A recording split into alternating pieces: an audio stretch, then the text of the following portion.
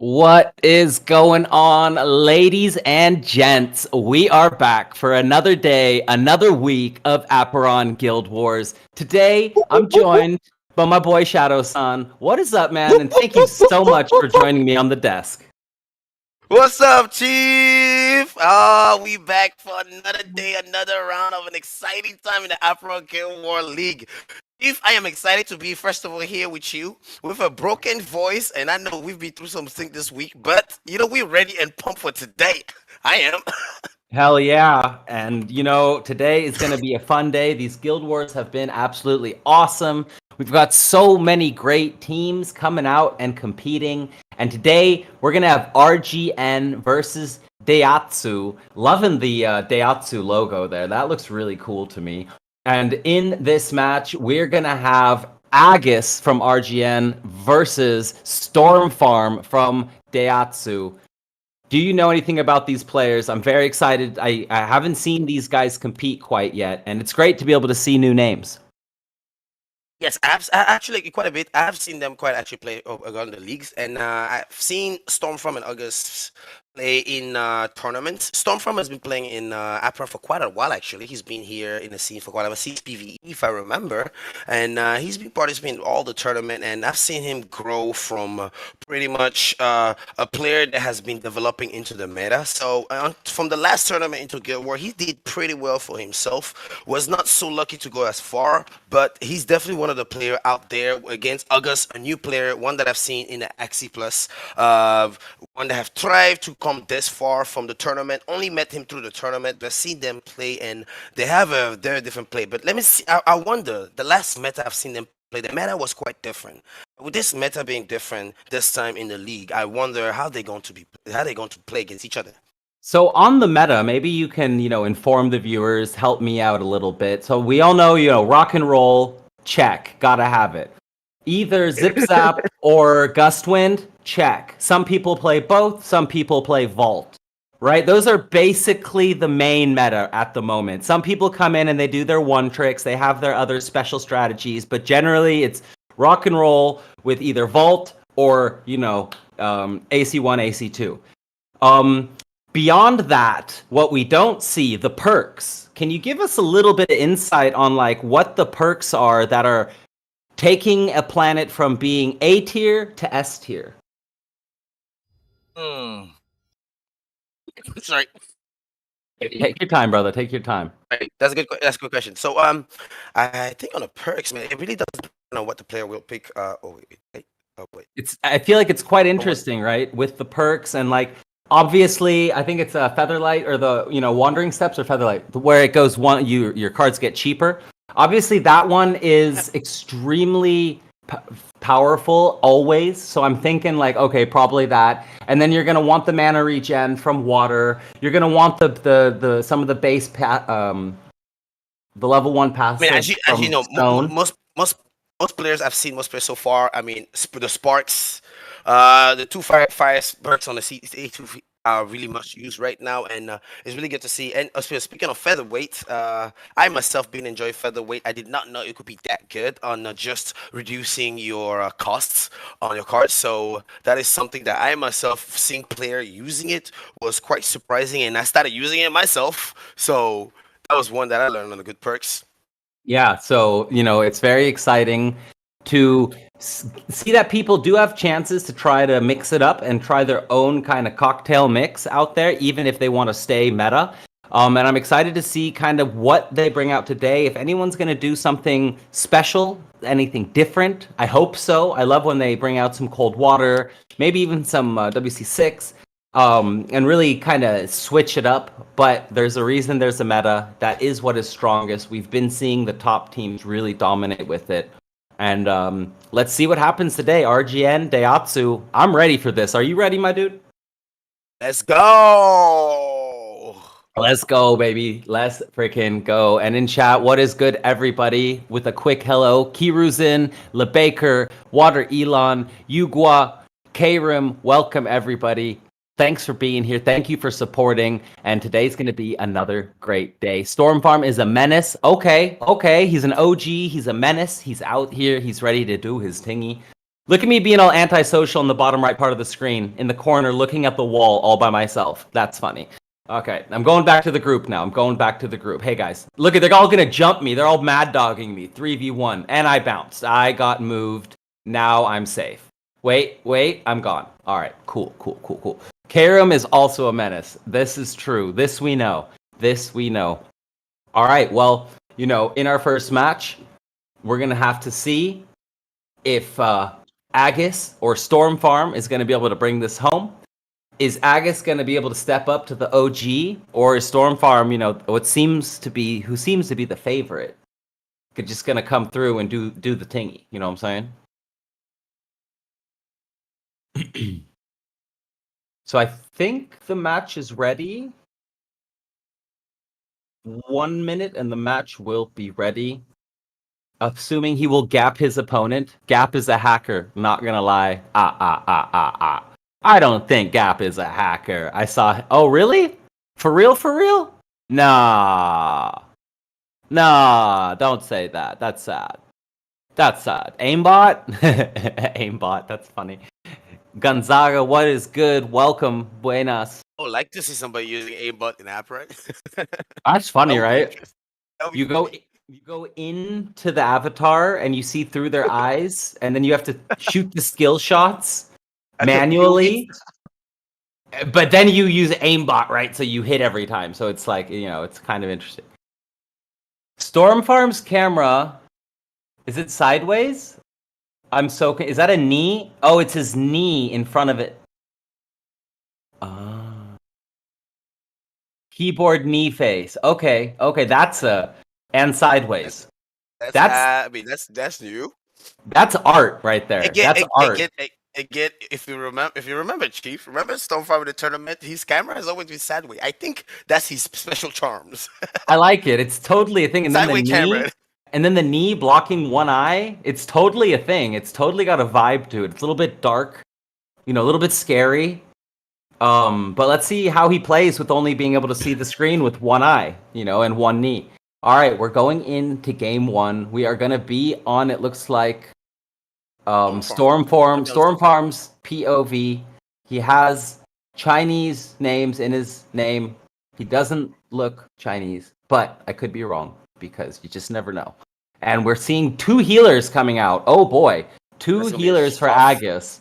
So we're going to have to see Storm Farm really get out here and target these healers, get them down, or else this could snowball very quickly. And we're seeing drag to the bottom. So not what I was expecting. I haven't seen a rock and roll yet. This is exciting. Back to the bottom, the brother of rock and roll, actually. Interesting one, but this is going to be tough for Storm Farm because he has to take away 2 priests.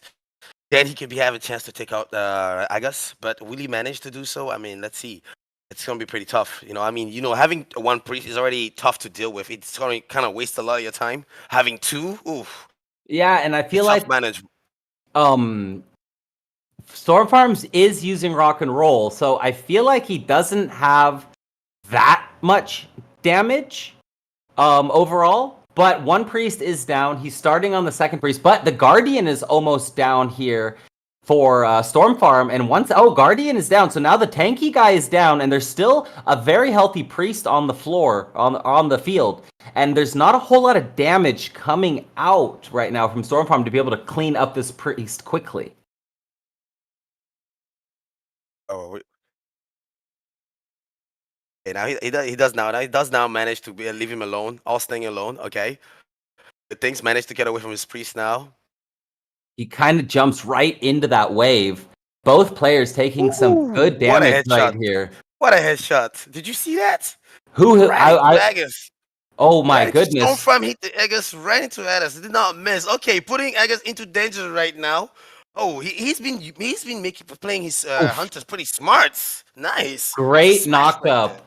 Great knock-up into the rock and roll right there. Storm Farm coming out and absolutely clutching. Agus, though, had a very strong game there. I think Agus needs to try to, keep that priest alive and maybe get some of Storm Farm's apostles down a bit earlier. Try to get that snowball going. Chin Cam versus Knee Cam, This is the Nicam. Storm Surfer. Let's go, baby. Welcome, welcome, welcome everyone to chat. It's game time. We're going to go into game 2. Love it. I love it. The chat is being creative, SF. Yeah, we got a great chat here. Look at this. We've got Storm Farm moving all the apostles together, getting the knockup on multiple apostles, and then looking like he's going to drop the magic bomb onto all of them. Does do so. And you see both priests taking some damage, but it's really just like the Avatar versus the priests. The other apostles don't seem to be helping a whole lot as of now, and the priests haven't taken a whole lot of damage. But if you notice, it's not just his avatar. He's been making good use of his hunter right now, which is pretty good. Using the root trap slide right on time and making sure the headshot is precise right into the priest. It's So always I good to definitely use. like what he's doing right there. Yeah, go ahead. Look at that! Look at the follow up. Look at the follow up and a combo where the headshot comes up. Look at that. Does not. I love it when you bring together the priests together, push them in together, just to follow them up and give them the headshot. That's a quicker way to kill two birds in one stone. And they can't really heal, right? If you're stunning them the whole time, you might cancel some of their healing. You might cancel some of their abilities. But there's still 2 priests on the floor. One's about to die, but he's not dead yet. And as you can see, okay, the headshot did finish the job. Because if you leave the priest alone, it will just heal right back up. So now we've got a 3v4 apostles. And this time it feels like Storm Farm has even more HP than last time, putting him in even a better position. This drag to the bottom coming out, doing some damage, but not hitting the target of Storm Farm's avatar. Oh, and the rock and rolls have begun. And now the circle's getting smaller, the zip zaps are out, and some prickly as well.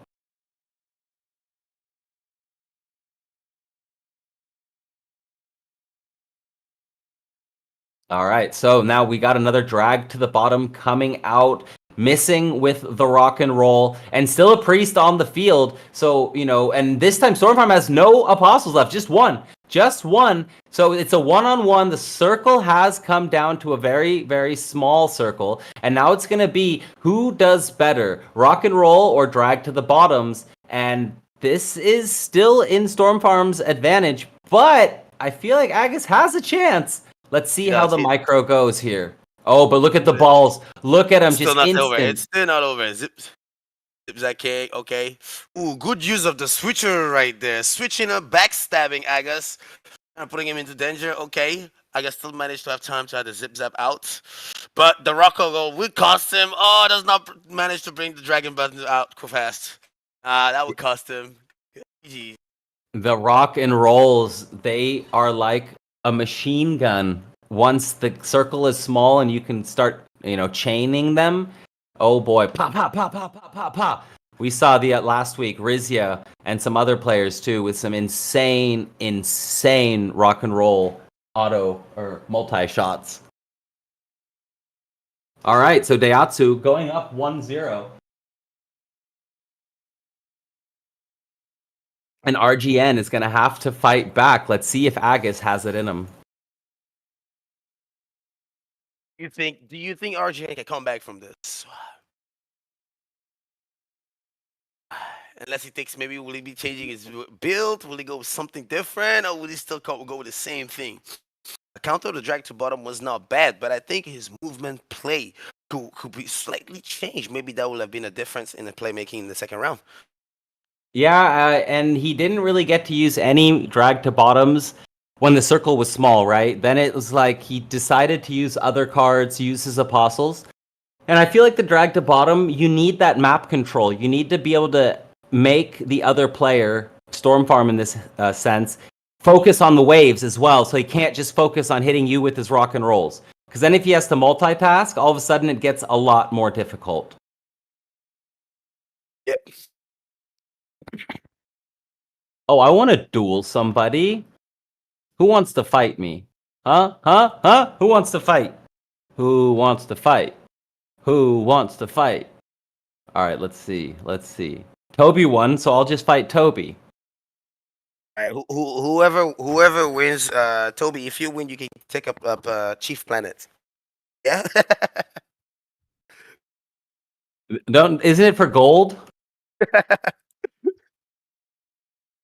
All right, hold up. All right, let's go. Me and you, Toby. Dueling. All right, while Don't Chief be is scared. fighting against Toby, dueling against Toby, here we're entering into the round 2. And RGN come back, resurrect back into the round 2. Let's see. All right, Aga's here we switch go. built or We've not got on the meat. We've got 2 battles going on simultaneously. Here we go. It is game time, and we are battling on 2 fronts. RGN versus Daihatsu, Chief versus Toby at the bottom of the screen. You don't want to miss it. They're throwing bows, rights, lefts, and centers, and the game is about to start. Can Agus bring it back, or is Storm Farm going to take the 2-0 for his team? We got 2 heals in hand. We're watching from Agus's point of view this time. Oh, desecrated ground now. He's bringing the desecrated ground. Okay, Stormfront switched Interesting. up. Okay, I like this. I'm interested. Okay, I'm interested Oh, now. the cancel though. Right off the bat, the desecrated ground cancel, and then the headshot hitting everything that's lined up. What a great start so far for Storm Farm.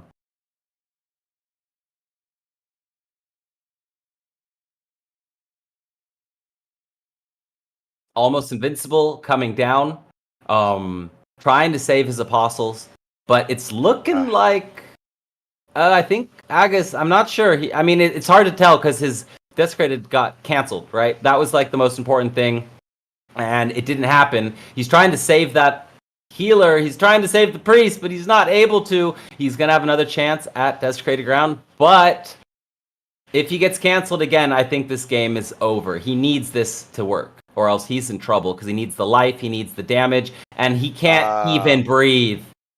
And at that, yeah, he couldn't get it out. He tried.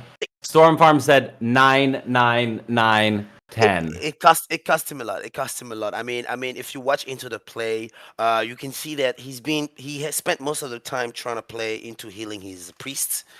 And I think that wasted a lot of time. While he was doing so, I think Stormfront took that moment, that advantage of the time to try to give damage to his other apostles and come back at him. So this is another thing. When you're using 2 priests, it can cost you if you're here taking your time using the circle healing and not hitting on time and getting your skill canceled. It can cost you time and giving the opponent a chance to come and counterattack you. So in the meantime, we have Chief battling Yu-Gi-Ohs. Okay, there's a battle going on here. Is Chief going to whoop his ass? It's Going on right like now. He does whoop his ass. Okay. Oh wait, like not yet. Nope.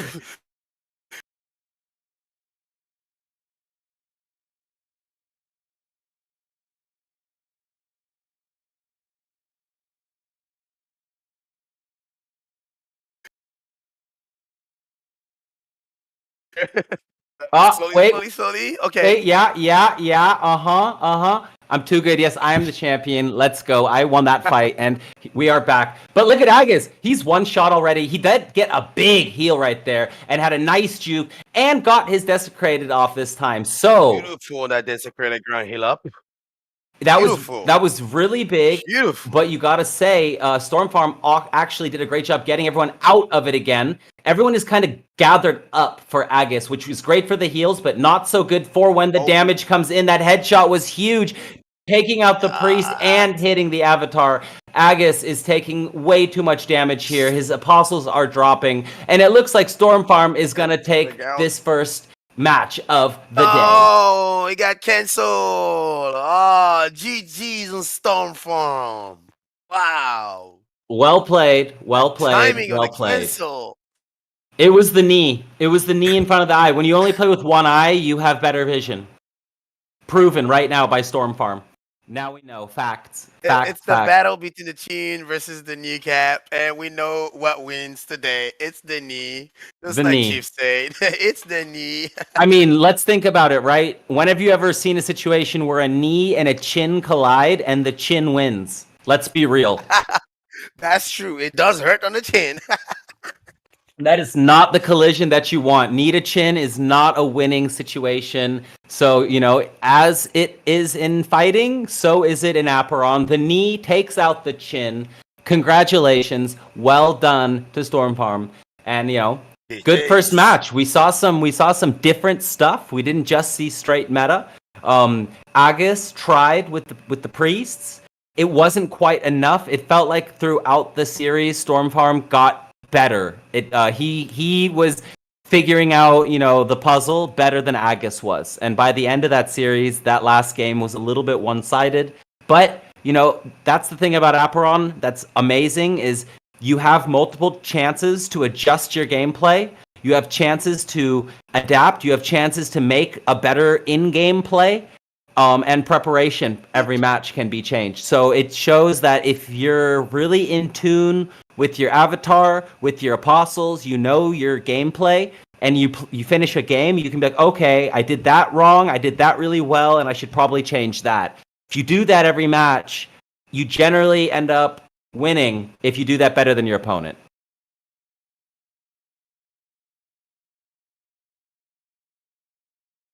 I think. So, sorry about that. what do you think?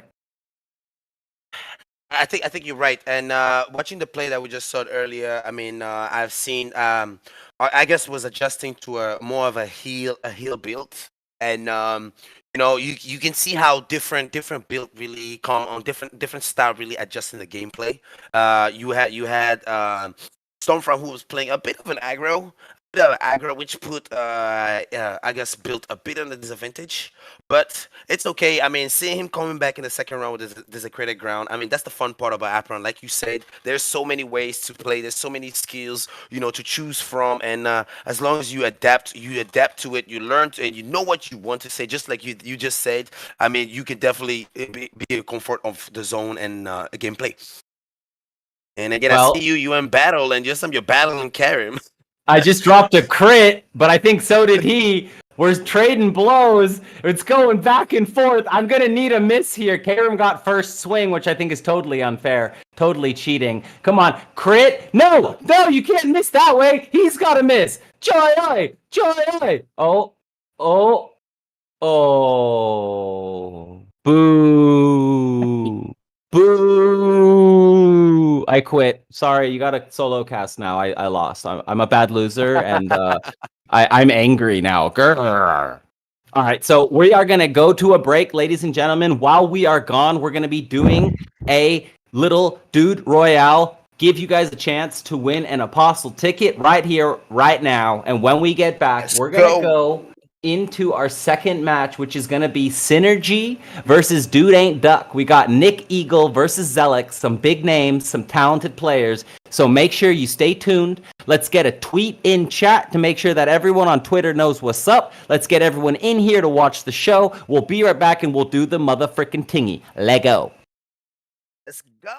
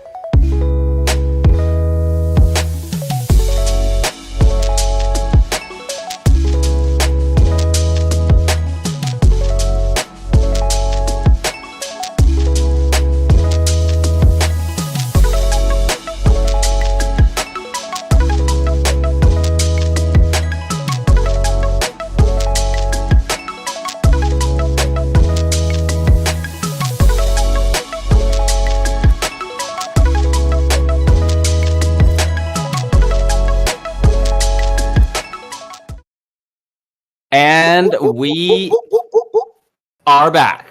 Lego. Coveter in my mind.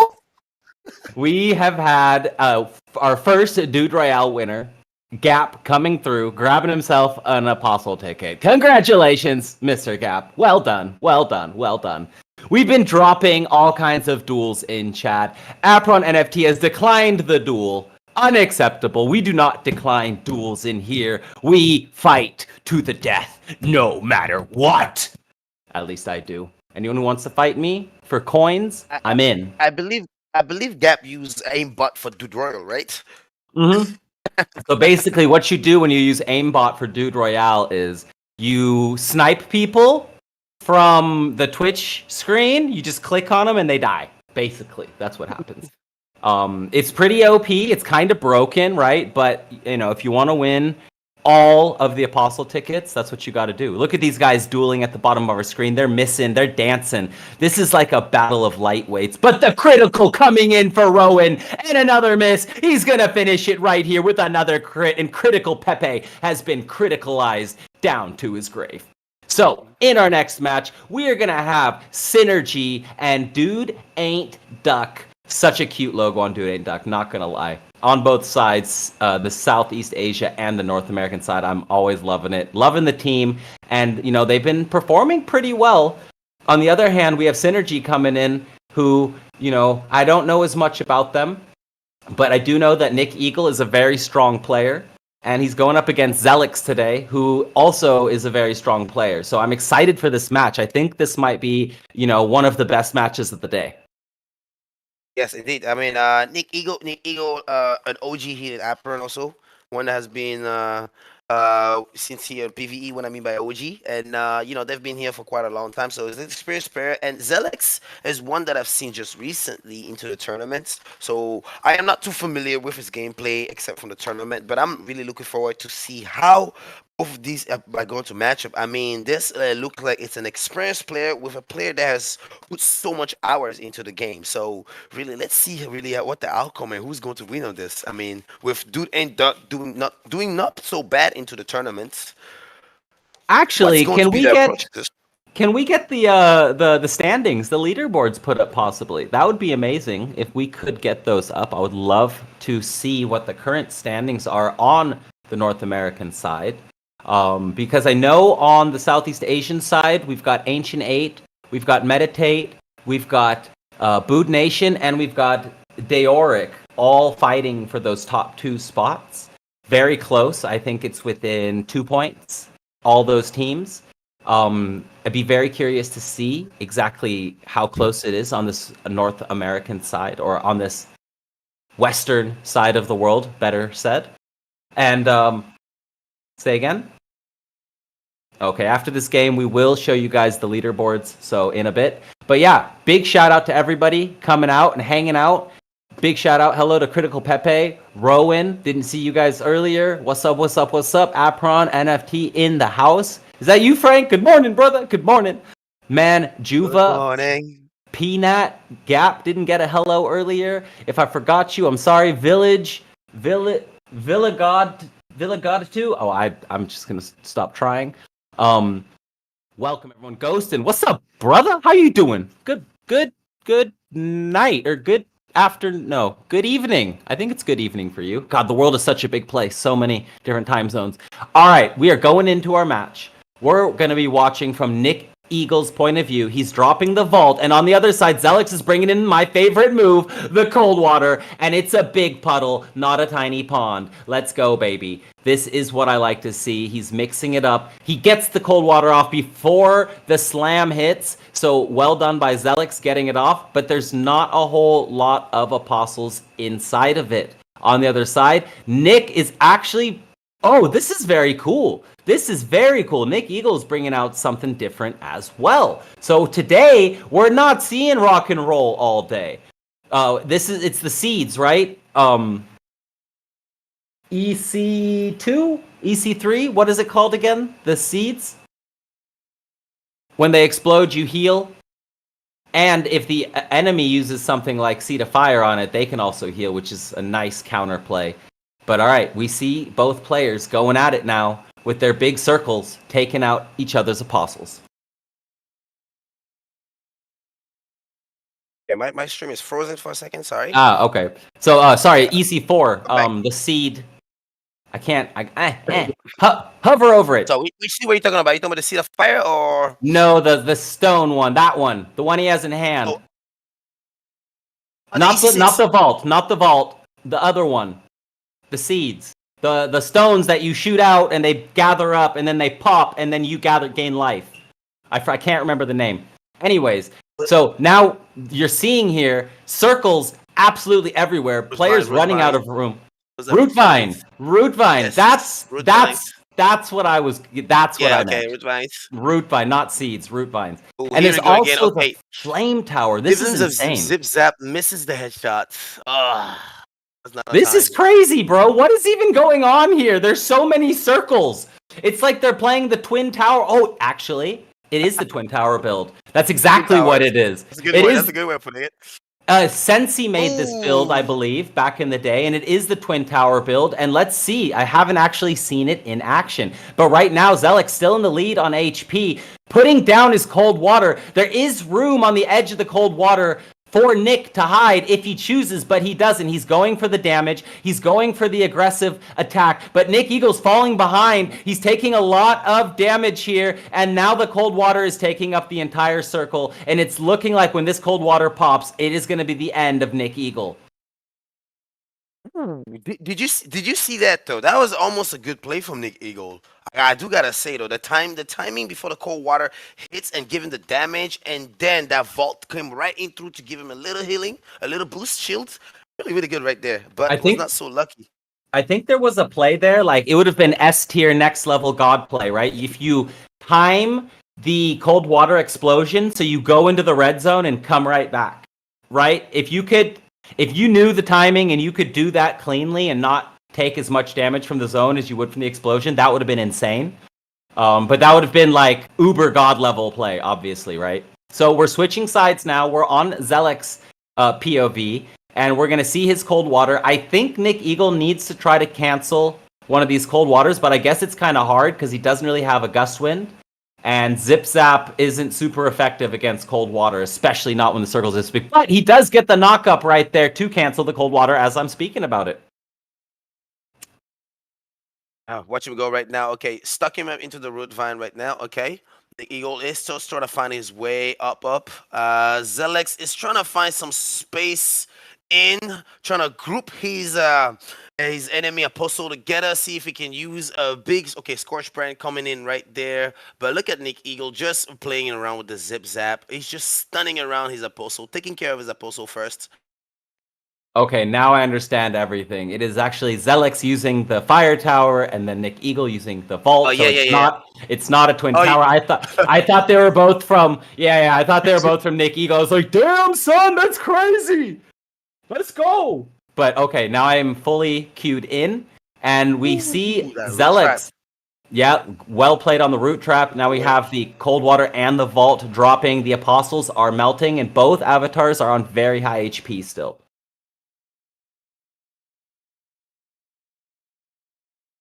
He's got 2 fire towers in his hand. He's going to drop one on the hunter. Oh, no, it's going to get canceled from the zip zap. Great play by Nick Eagle. Yeah, that's not easy to do. Feels like a little bit of a misplay from Zealix because you see the zip zaps, right? So you kind of like know that you are about to get stunned. But in the heat of the battle, you never know. Oh, he takes the whole cold water to the chin, but it didn't do too much damage because of the shield that he had up. So that was good. And is he going to be able to get off another cold water? Yes, he is. Yes, he does. The root vines not doing too much, but Nick Eagle in a better position this time than he was last time, keeping the pressure on, almost getting that cancel. That was a nice try, but now he's sitting in the cold water again. Is he going to get out, or is he just going to take the damage like he did last round? It looks like he's going to take it with his shield from the vault, so not too much damage taken in the end. And now, though, this Scorch Brand, this could be a problem. It's very, very painful when these little fire dudes are all over you and it's spraying on you and doing all these terrible, terrible things. These 2 big circles in this late game are very hard to deal with. But Great job by Nick Eagle so far. He's handling the map so well with all these circle around, but I think it's gonna cost him a lot. I mean, I see a second cold water ritual that's dropping right now. Oh my goodness, this is gonna cost on his okay, that's one. Okay, Scorch Brand trying to manage to stay away, trying to get a little boost on his hit on his HP. But okay, this is gonna cost him a lot with the cold water ritual. I mean, it's the cold water ritual that just cost him a lot. And look at the Scorch Brand, just skill coming out of around and does not manage to do so. I mean, it's tough when the zone closes. It's the cold water ritual and the Scorch Brand that really have an advantage. It's really tough out there to play it with just the vault alone. It's not that easy. I mean, the vault can give you a little bit of a shielding out there and can take away the little boons that comes out with the Scorch Brand, but it won't be enough, especially with the cold water that's there. So yeah, that was well played by Zelix. He had a nice cancel at the end. He had more AoE, and he played the map very well. Nick looked like he was in a very good spot for a lot of that match, and at the end, it just kind of didn't go his way. So well played by Zelix. Dude ain't duck coming out 1-0 in this matchup, and I definitely think it's not over yet. Nick has a chance to bring this back, but he's going to have to make some adjustments. Yeah, there's definitely going to be some changes. I definitely do know that Nick is going to come up with some changes. He has to. I mean, watching away earlier to play, he has to find a counterplay that can play with the cold water ritual. I mean, that is his kryptonite right now. That's the one thing stopping him from really going further, especially when the zone closes. So let's see what changes he's going to bring into this next game. I guess Zelix is trying to get out of the house and go snowboarding. His team is like, win it and get out of here, bro. Get out of here. Go snowboard. Have some fun. But first, win it. Zelix looking focused. He keeps peeking over into the camera. He's making sure his hair is all right. No, I'm just kidding. You know that's a cool dude right there, Chief. Yeah, he's chill. Chilling out front, then going snowboarding, whatever. I love that. Yep. He's got his priorities straight, right? He's gonna get his dubs in, and then he's gonna go and hit the mountain hard. That's what I like to see. Nick Eagle looking very, very focused here. He's in the dark room. He's ready to go. He's gotta win this best of 3, or else it's gonna be over and Dude Ain't Duck is gonna take the dub. So again, from Zelix POV, he's gonna play his cold water. He is gonna card shark it to get another one next round, and then follow it up with the Scorch Brand, and then another cold water. And at that point, most of the apostles are dead. Especially if they're together in a big group. And this is also going to heal his. So I do understand what's going on here, because the cold water is also healing the little boons from the Scorch Brand. It's kind of disgusting, actually. I kind of like it. So this is making me think maybe a Tundra has a place. Maybe. You know what I'm saying? Look at that, using the zip-zap clearly. I mean, see, do you notice any changes in this game? I think he's still playing the same round in this game, right? He came into the same deck into this game. Okay, so I do not see any more changes into Nick Eagle's side. But I'm going to see more stun abilities from him. Maybe try to see he can cancel more of his... Okay, waste some more time going into his enemy. Okay, take one down. He's doing so good right now into the control of the enemy apostle so far, giving them damage. This is good so far from Nick Eagle. Give it time. But again, when you play the cold water ritual, again, it's the end zone. It's the end zone. I mean, when the enemy can last until the end zone and then use that cold water ritual, that's when it gets really tricky. Unless you can really give damage to the enemy really early on. But it doesn't look like it's the case for Nick Eagle right now. Yeah, but okay. I think Nick is going to have to try to get a cancel with his vault in the late game. And he's going to have to try to use proactive zip zaps to be able to stop all of the zoning from Zelix. Like right now, Nick's in the lead again. He's doing great. He's playing it very, very well, but this is when it gets tricky. The circle starts to get smaller, and all of a sudden, Zelix starts to take advantage and move into a very powerful position. Wow, there was a small little detail of play just now. Zelix using Tall Wind to cancel the headshots from Nick Eagle. That was really good. That could have cost him a lot. Here's the zip zap that I'm talking about. Here's that zip zap I'm talking about. Trying to get it out to stun. Didn't work, but he's got him very low now. He's got to get out one more auto attack. One more. He's got him this time. Okay. Nick Eagle fighting back. Zelix getting nervous. He's like, damn it, man, the snow's melting. Damn it. What the hell, bro? I'm trying to get to the mountain. I'm imagining this, right? I'm assuming. If I'm Zelix right now and I really want to go snowboarding, I just got the 2-0. I'm like, all right, dude, easy, easy, easy. I'm like looking at the clock. He keeps looking at the clock and he's like, shit. The car's leaving in like 20 minutes. Like, I only got 20 minutes. And he's like, shit, that game, I lost. I only got 17 minutes. I only got 14 minutes. You know what I'm saying? And that clock is starting to tick in his head. Let's see if he psychs himself out or if Nick Eagle, you know, just had a fluke moment right there. But I feel like Nick has figured out, as I talked about before this matchup, how he needs to play this match. And that is pedal to the metal, aggressive, get up in Zelix's face. With Zelix right now, the surfboarder, I mean, the risk taker, you know, going at it, wasting no time, not being afraid. Look at that, looking for a chance to fall up. Does manage, what a combo. Okay, Root Vines then falls up on Zelix, giving him, okay, the speed wave is coming down, up and upon. Okay, there he goes right there. It's doing so good for Nick Eagle right there. Nick Eagle is doing so good right now in this round here, but let's see again what's going to happen. It's going down. I really love the good play on using the root vine onto the scorch print. It's a really, really good way to really disable the boons that are coming at you and give you much time to give them the damage. Okay, there he goes. Looking for a way to hit that Lippy Shield bomb that does hit, and a follow-up coming onto, but does not manage to hit. Another headshot coming right in the way with the Zip Zap combo. Okay, that does hit beautifully. There you go. Root trap slide. Well timed. Okay, there he goes. A double shot valley come right at there on top. But he was, Baby Cage kind of give him a little time to still stand on his HP. Okay. Zelix has played 2 cold water rituals just under fire, surrounded by opponents, and both of them worked. Very risky play, but he got both of them to work. And now this is coming into a very close mid-game. Nick Eagle in the dominant position yet again, but this was about the time he killed him last time, right? So he needs... Oh, it didn't get the stun. That was very close. Let's see. Can he finish it again? He's getting a lot of pressure on. He's getting him stuck with those seeds. This is the root vines, but here's another Scorch Brand. The little boods dudes are going to come out and surround Nick Eagle, but he does not care. He's moving straight through it, zipping and zapping. He doesn't get the stun, though. That was a nice try, though. That's what I was talking about earlier, trying to proactively get the stun before they actually play it, right? So, again, now's when it gets hard, because now Nick Eagle is going to just run into multiple circles, right? Now he's going to be Scorch Brand and Water Sea Ford over and over. No. I mean, right now, I think he needs a zip There's still room, though. He can get out. He can get out of the water again. These are not perfectly placed by Zelix. These are, I want to go snowboarding placements.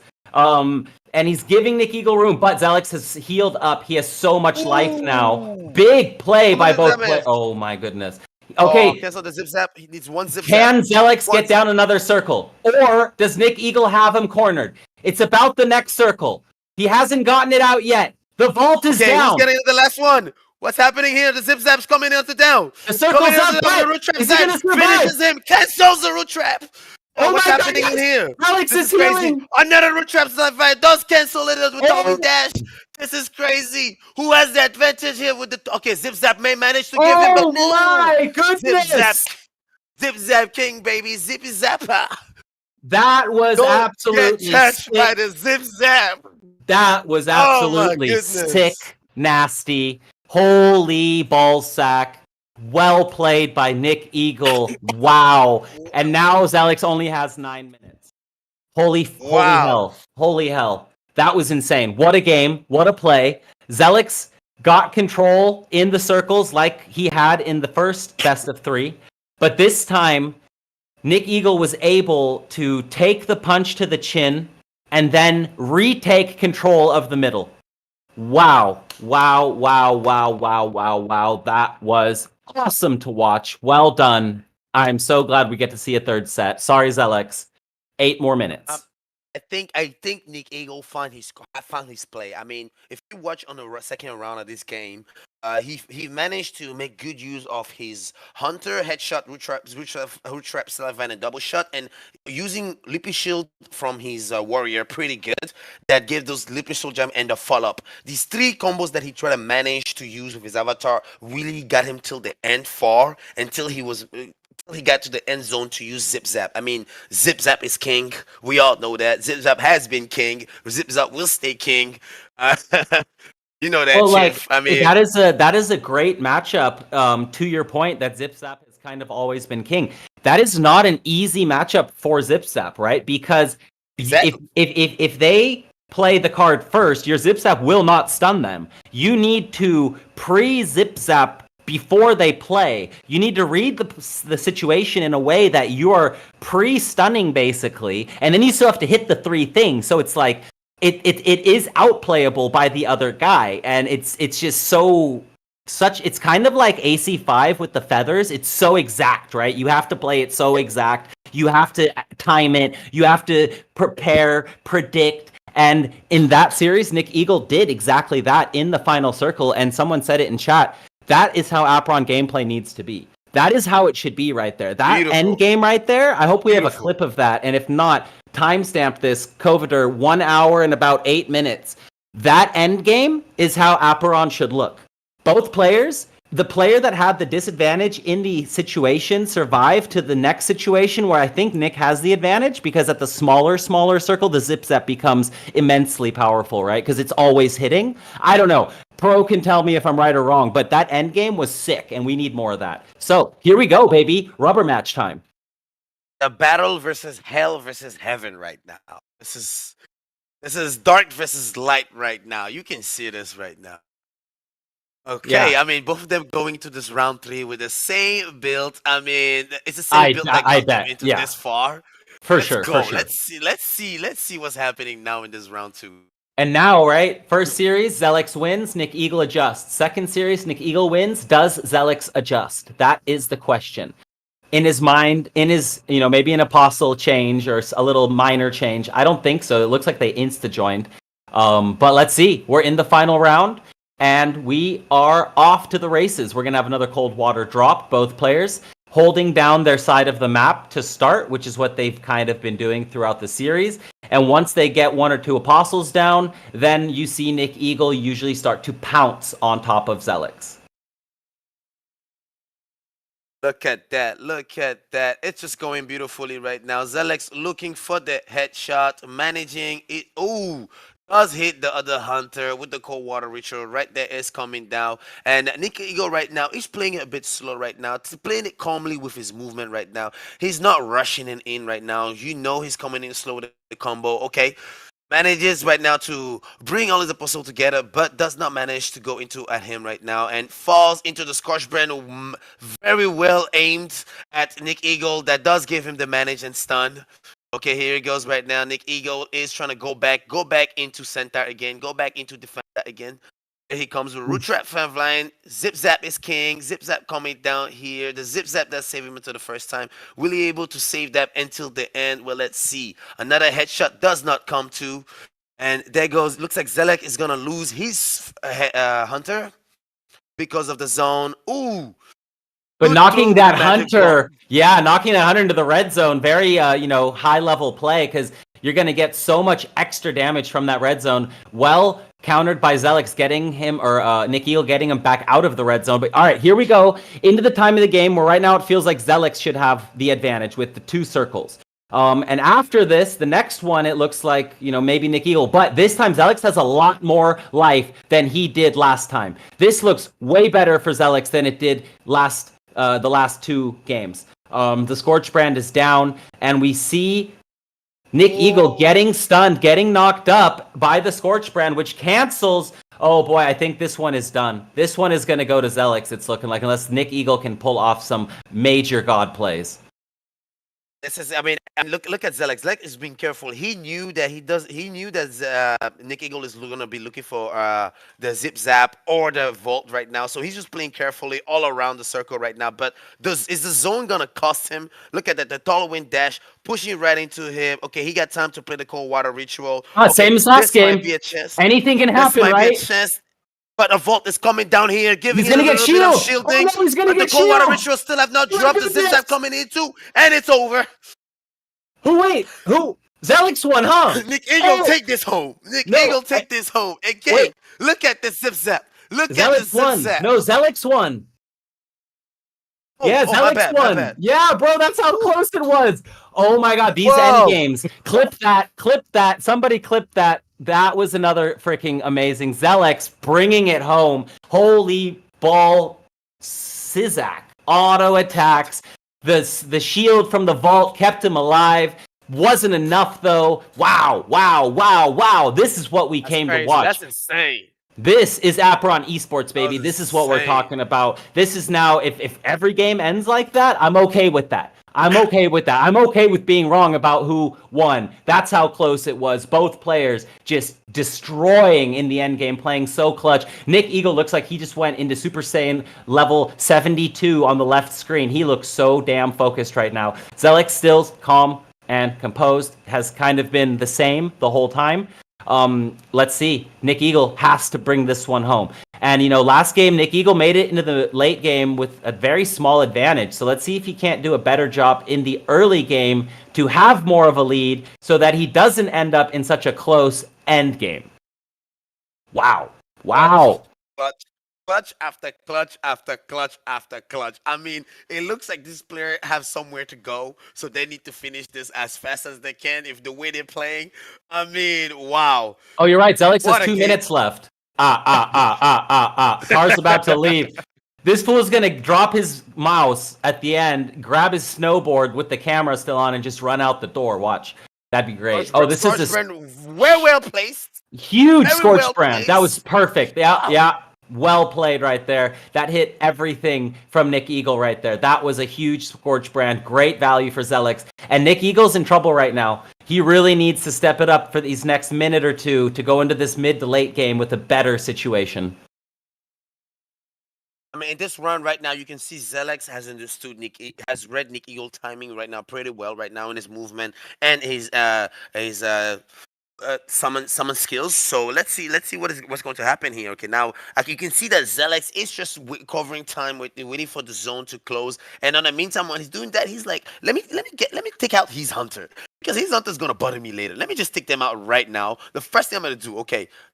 Slowly, And he's stacking. Okay. Oh no, he's not actually. Okay. Looking for the card he's looking at, taking them slowly, aiming slowly. He's playing pretty slow right now. Look at that. Looking for the scorch spread. In the meantime, Nick Eagle is just going at him. Okay, he's like, come to me, baby. But Nick managed to not play the scorch spread, but does not come to. Okay. It's, another, that's 2 cold water ritual and a scorch spread up. Okay, this might cost me a third one. Oh, what a play. Yeah, Zelix What a play. is... He was waiting. He played slowly in this run. A 4th one. Oh, my But goodness. it's not this is over gonna yet. cost. But it is looking like Zelix is in a very good spot here. But look at Nick Eagle. He still has a lot of life left. This is interesting. And now Zelix doesn't have enough mana necessarily to spam these big towers, right? That Scorch Brand is not going to do a whole lot. Nick Eagle is in a decent spot, sitting in his vault. Zelix taking some damage, jumping into the vault. Next vault incoming. Next Scorch Brand incoming. Maybe not. The zip zaps are out. The stun is over. Next Scorch Brand incoming now. Oh, I don't even know. Zelix is taking damage again. Nick Eagle, I don't even know, but Zelix is in the red zone. Oh, Now no. Nick Eagle. Too Oh, my far. goodness. That's going to be good for Zelex. Oh, my goodness. No. Oh my goodness. We are going to 1, 2, 3, 4, 5, 6, 7, 8. The 8th game, I believe. 8 of 9 possible. This is insane, Chief. Chief. I think this is worth me losing my voice today. Oh hell yeah, I'm bro. loving it. Oh This hell is yeah, bro. worth it. Bro, this is highlights right here. This is This needs to be analyzed. It needs to be made into some content, some post-production content. This is good shit right here. This is some good stuff. These players are coming out. They're battling hard. It's very, very well matched, and whoever wins this game is going to take it home, is going to get the point for their team, and whoever wins it deserves it. This has just been incredible to watch. I'm loving it. This is how I want to start my day. Beautiful, man. Beautiful morning here. Exciting morning today. Oh, man, I'm just glad being next to Chief here. Even Chief is just exciting me just hearing him going at it right now. But again, all right, we're down to round 3. This is the last round. What's going to happen? Who's going to go down? Only one is going to earn that 1 point for their guild into the next stage and putting them into the top in the leaderboard. Okay, let's go. Here we go right now. What a Big headshot done by damage. Zelex. Big Wow, damage. Okay, here we go right now. Oh, but Nick answers, drops the seeds, the root vines, and is going to get some healing back. Looking for a follow-up. That's going to get some good value over there on those apostles. Nick Eagle in a decent spot here. He always likes to just focus on apostles and then go hard onto Zelex, right? That's been the flow the entire time. A little bit of sprinkler action coming out. The warrior does drop. And usually this is about where Nick Eagle goes for the attack.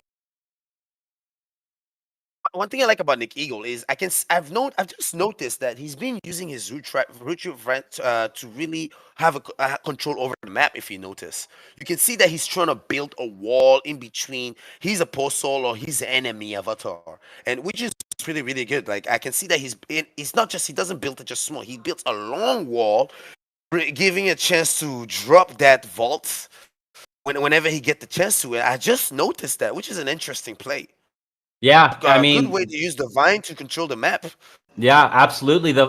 I've seen a couple situations where the vine has influenced the next couple cards played because of what you just said. The splitting of the map in half, it doesn't allow players to move very cleanly. It doesn't allow some abilities to go through cleanly. So it just causes issues, right? And Nick Eagle's done a great job of playing around it. He's done a great job of targeting these low apostles.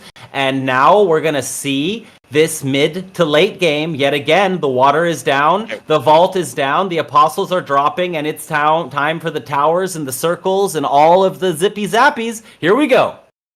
Let's go. This is the time we're here now. The decisive moment. We are entering into probably the last 2 minutes.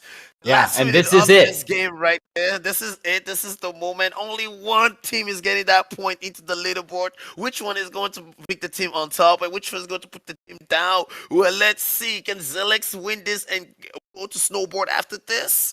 Or can Nick Eagle go to bed after this? Who's going to go to comfort? Okay, look at that. Nick Eagle using the zip zap, going at it right there. Another Resident Evil coming down right. Utu. Okay. Okay, Zelex is very low. Nick Eagle is still getting shield. That's going to pretty much counteract this cold water. So now with Nick Eagle dropping another zip zap, it looks like Nick Eagle's going to be able to take this. And that's it. That's it. Nick Eagle is going to bring zip this zap and home. Auto bonus. But, hey. The zip zap coming through. Zelex is still going to go snowboarding, but he's not going to go with a smile. Nick Eagle's still not smiling. Does he realize that he won? I don't know if he okay, there's that head shake. There's the bounce. Nick Eagle's feeling himself now. Now he can let down the seriousness. He did it. He brought home this sick ass win for Synergy, bringing it back against Dude Ain't Duck. Let go, baby. That is what I'm talking about. That was an amazing series of games. Wow. How do you feel about that, Shadow-san? Damn. First of all, I want to know, what music is Nick Eagle listening to? What music got him this motivated? I mean, for this comeback. I mean, did you see the way he bumped his head at the end? He was definitely listening to maybe some metal or something heavy.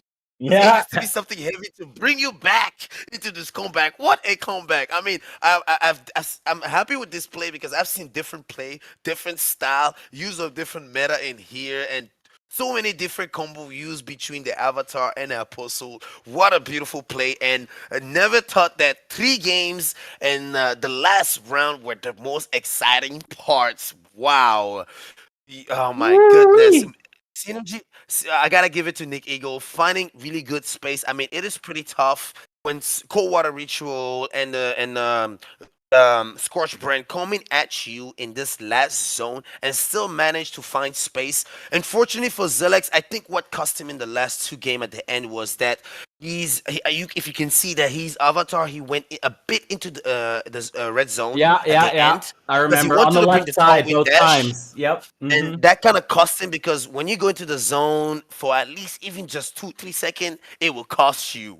It will cost And you big time. on top and of that, he had cold waters that could have been healing him a little bit, right? So yes, it was a bit odd having him in. I know exactly the two moments you mean. He just walked into the red zone for just a moment, and it really does feel like that was that moment in both games where it's like, oh, Nick won.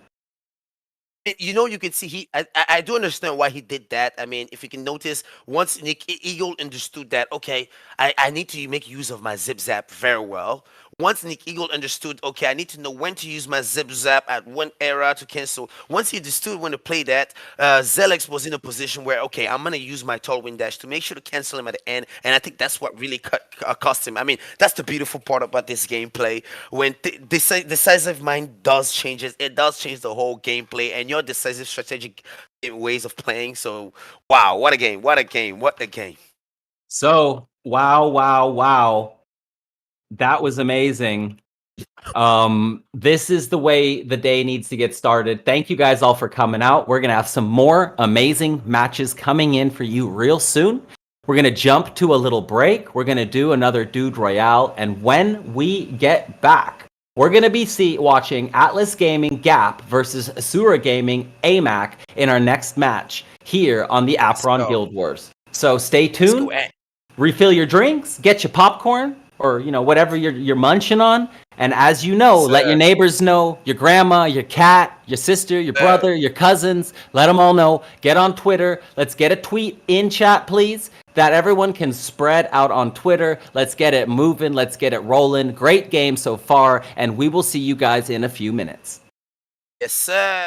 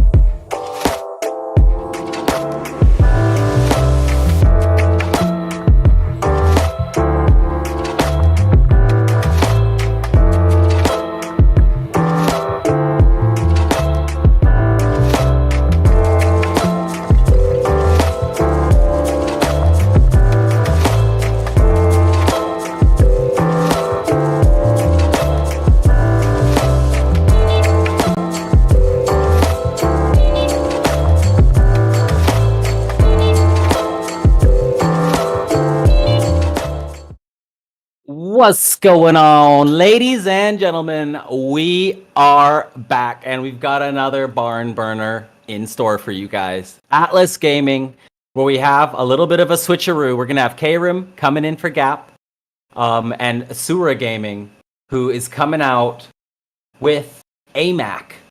And these guys are about to get down, get dirty. And I'm wondering if we're just going to see a bunch of rock and rolls, or are we going to see some more big circles of, different varieties like last match. I'm hoping for it every time. Either way, it is going to be exciting. It's going to be epic. These are two big names in the scene.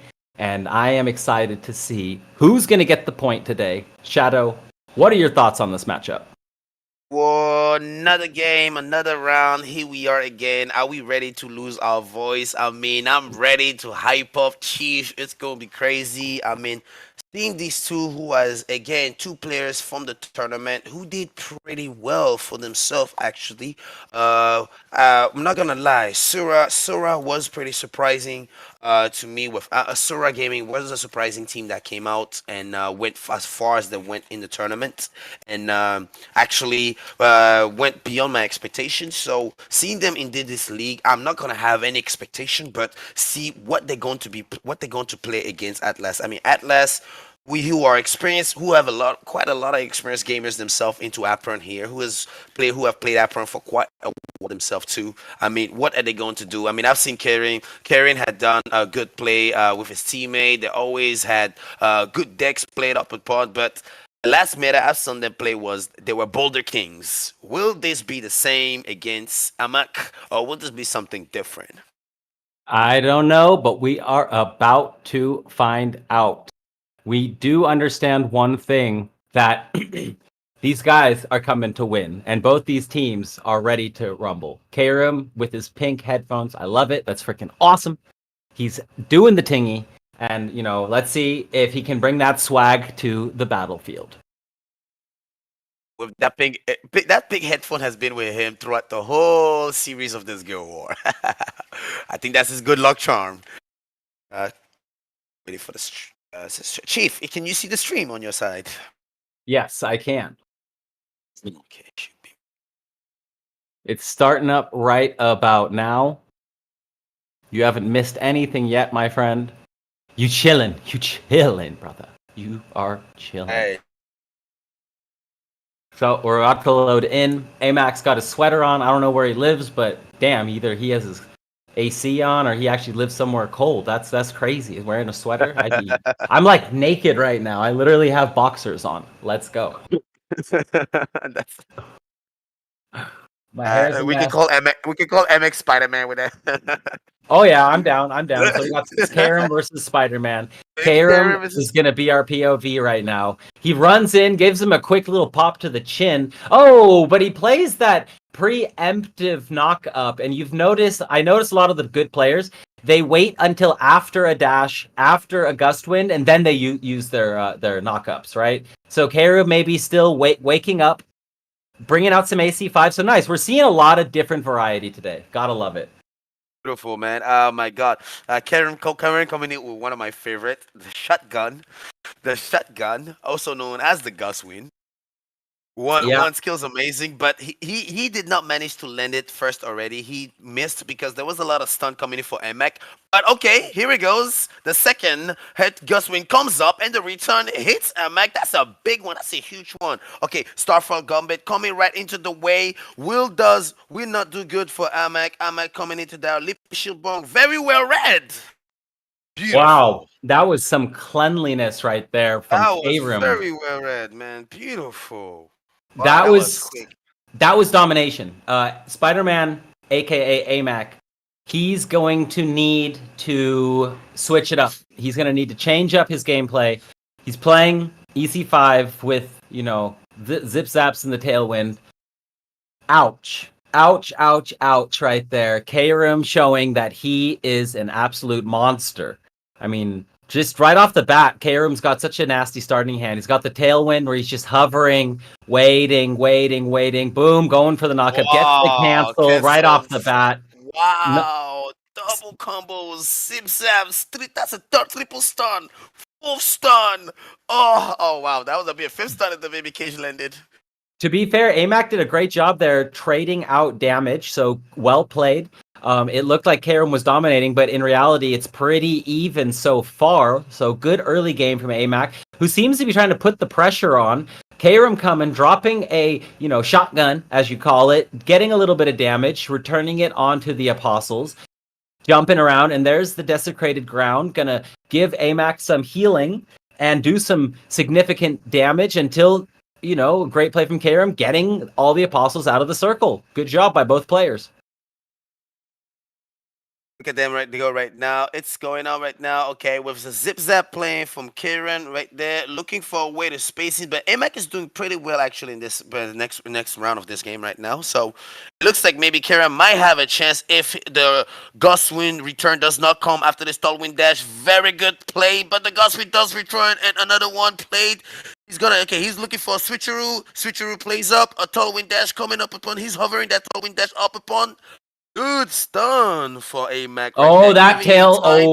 That gust wind. But actually, AMAC doing a pretty decent job here, getting Karam low, but AMAC is like low. They're both so low. Holy bull. Whoa, Karam. Okay, that was close, though. AMAC fought really well that game. That was extremely close. That was a fast game, too. Both of them were so low, so, early in that. And oh my goodness, El Gordo AMC. Damn. Okay. Atlas 1-0, but Sura looking like they can fight back. Looking like they have a chance at this. It's never too late for Spider-Man. I mean, let hopefully his Spidey sense get activated into the next round, into the next game. Game 2. It's not over yet. This is just the first round. And I mean, the first round is always a good way to see what your opponent is playing. Then you can switch up your style and strategic. I mean, it's the best part about this tournament. It's not like there's just one game and it just got up on. You still get a chance to still get your revenge. I like to call it a retribution. Yep.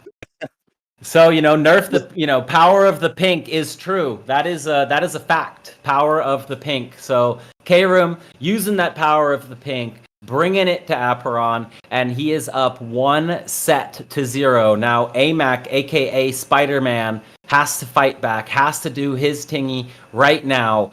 He looks focused. He doesn't look too phased. He's making some small changes, mixing up his Apostle positioning and maybe, changing out some stuff. Here we go. This is game time for AMAC. And we are on AMAC's point of view this time around. Did Kyram just brought in a Guardian? Well, he had one before, but does he have two now? Oh, no, okay, that's the same one. Okay. I thought he was switching up because of the desecrated ground. All right, so there's a lot of damage coming down, even from these Starfalls, it feels like. Desecrated. Oh, gets canceled. Big play coming in from Karam right there. This is not how AMAC wants this to go. Karam is on his ass. He's on him like flies on Scheisse. Not good for AMAC right here in game 1. This is the kind of pressure. Look at AMAC's even taking his hand off the keyboard. He's a little flustered right now. This game did not go as he expected. I feel like AMAC needs to try to extend this game a bit and just catch his breath, right? Just breathe. This one's not going to go your way, and you really got to focus up. You still have one more chance at this. I mean, right now, I think if AMAC it's really on the movement and really find a way to stun him, especially when the return of the Gust Wind. That's what's costing me right now. Karim is just finding ways, because Karim is using the Gust Wind build, he's just finding ways to go at. He's playing really aggro, and he's just going right now directly at AMAC. He's not wasting any time with his apostles or anything you can see. In the meantime, you can see AMAC is trying to take his time to damage his apostle, but again, it's a different style play right now. Okay, there you go again. You can see again, like I said, Karam, it's just for using the follow-up. Trying to manage to use the Gust Wind. Okay, but will AMAC get out of there? He's doing a good job in controlling the play right here. That's a good job right now from AMAC right there. Good one, into control. He said, come to me. It's okay. If you come to me this time, I'm not going to let you. I'm not going to play with you this easily this time. Well, let's see how it's going down right there. I mean, so far, definitely going better for AMAC. More of a peaceful start, which is what he's been looking for, right? He needs to get that early game out of the way and then go into a comfortable mid game. So doing a good job of that so far. Let's see, though, when Karam decides to put the pedal to the metal, right? Because that's basically the story of this series is at some Looks point, like that's it. He like he right does now, now put the pedal. Like right now. There you go. Look at that. Look at that play. What boom, a boom, boom. combo. Look at What that. a Oh my goodness. combo. That Right was on that cue. was a Right on what cue. There it is again. Got him cornered. Stuns left and right. Zip zaps incoming. Feathers from all around. And that is it. oh my Beautifully played by goodness. K-Rim. Literally on Wow. cue. Literally on cue. Damn. That was beautiful. That was a follow-up loop and shield bomb. Follow up by Smash. Lustwin and a baby cage to get the return. Wow. I think there That was a was smash in there too, right? was that a smash? I didn't notice the smash. I think there might have been a smash in there Smash, too. It oh, was just wow. like What boom, a boom, boom, combo. boom, boom, boom, boom. And it was over literally 30 seconds later. So well played, K-Rim. The power of the pink. Good job. 2-0 for Atlas Gaming. Sura Gaming fought hard, but today is not going to be their day. Well done. Well done, though. Well, good fight. Spider-Man, AMAC did show that he had a chance. When he played really well, the games were very close. But as soon as he made a couple mistakes and the tempo was in K-Rim's favor, it was too much for him to handle. The last zone when the way the last zone Amak was placed, when the way he was placed in the corner, immediately I just remember a Logic quote that used to come in my head. Logic always used to say, "Never be in a corner." Never be in a corner. And when I saw that, that was the immediate advice that came in my head. I was like, wow. What a play, what a play, what a play. Good play from Atlas. What a good aggro play from Atlas. Just wasted no time going forth to the enemy. GG's, man. Crazy, man. Chief. It's going crazy today, isn't it? GG's in the chat. GG's all around. And the best part is we've still got more matches incoming. Whoop, whoop. So, next match is going to be Leo, NA, Mark L versus Huru Gaming, Wicked. So this should be a good one. I'm really excited to see if Mark can come in and give Wicked a run for his money. Huru has been doing a pretty good job in a lot of different Web3 games, just kind of holding it down, doing their tingy. But before we get into that match, we're going to take a little break. So, make sure, get on Twitter, let everybody know that we're out here doing the tingy. And we are going to jump into a quick 2-3 minute break. And when we get back, we're going to be hopping into that next match. So you already know, we out here, baby. Let go. And of course, for all those that are watching on Facebook, YouTube, and all other platforms, if you're watching on those platforms, also don't forget to share also on those platforms. Yes, sir. And Chief, it says, how much cigarette you smoke per day? None. I don't smoke cigarettes. But, I have been a little bit sick the last couple of days, so let's Don't worry, go. we'll share one after during this break together. All right, there it is. Boom. Let's get out on Twitter. Let's get that tweet flowing. We're going to take our quick break. We will be right back. See you soon.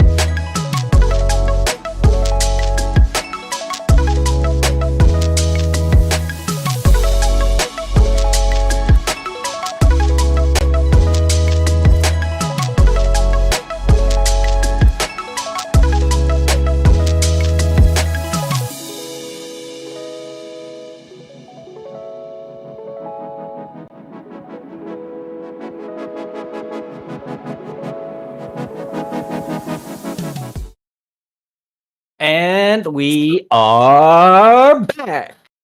We Let's have go. our next matchup. Leo versus Huru Gaming.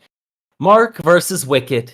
Is Mark gonna mark the other opponent, Wicked? See what you Or did there. is it gonna be a Wicked awakening for Mark? We're not sure, but we're gonna find out. Love that, Chief. See what you did there. That's gonna be amazing. What a game. I mean, two experienced Apeiron players here have put their time into Apeiron. I'm sure a lot of WASD. These are players. I'm not even sure they have touched grass yet. Well, let's see who is going to bring that 1 point lead to their guilds. We have Look at them. They're the hyped. leaderboard up at top. They're hyped. You see them both? They're hyped. They're excited. Look at that. Wicked is bouncing. He is on one. He's frying right now. He's ready. His eyes are one with the screen. Mark looking a little more calm, but just as focused, just as zoned in. Here we go. We got two competitors coming out today, fighting for their point. And it looks like Wicked is using the Gust Wind, Zip Zap, and Rock and Roll. I saw him hover over his avatar really quickly.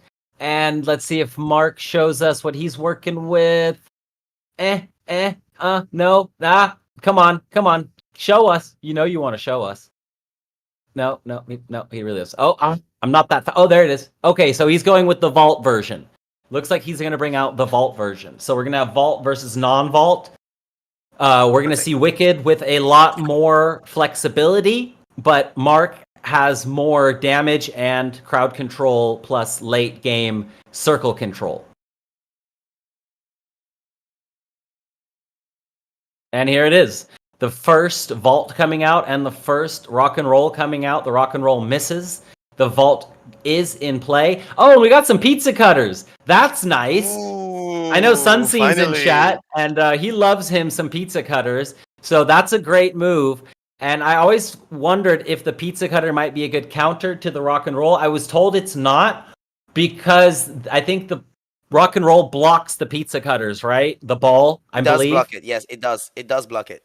So it does feel like a natural counter for the player using the Rock and Roll. He has the advantage, you know. But let's see how it works. That could have been a good pizza cutter. He does get one off, and pizza cutters do scale if you hit them over and over and over again. So let's see how Mark can play that. So far, doing okay. Getting Huru, Wicked into a kind of a tough spot there, taking a lot of damage from Apostles. Going to drop the Rock and Roll, but misses because Mark was not even over there. Both players playing this pretty well. Nice movement from Mark. Look at that. Getting away from that retreat fan snipe. Bringing his hunter right back into the middle. Okay, but will this cost him with the Vault dropping right into the hunter, and two warriors that are just giving into damage. Okay, Mark is just giving damage into the hunter. Meantime, Wicked is finding a way to lash out at his other opponent. Okay, what's happening in here? But will this cost Wicked right now? Okay, headshot coming out right onto.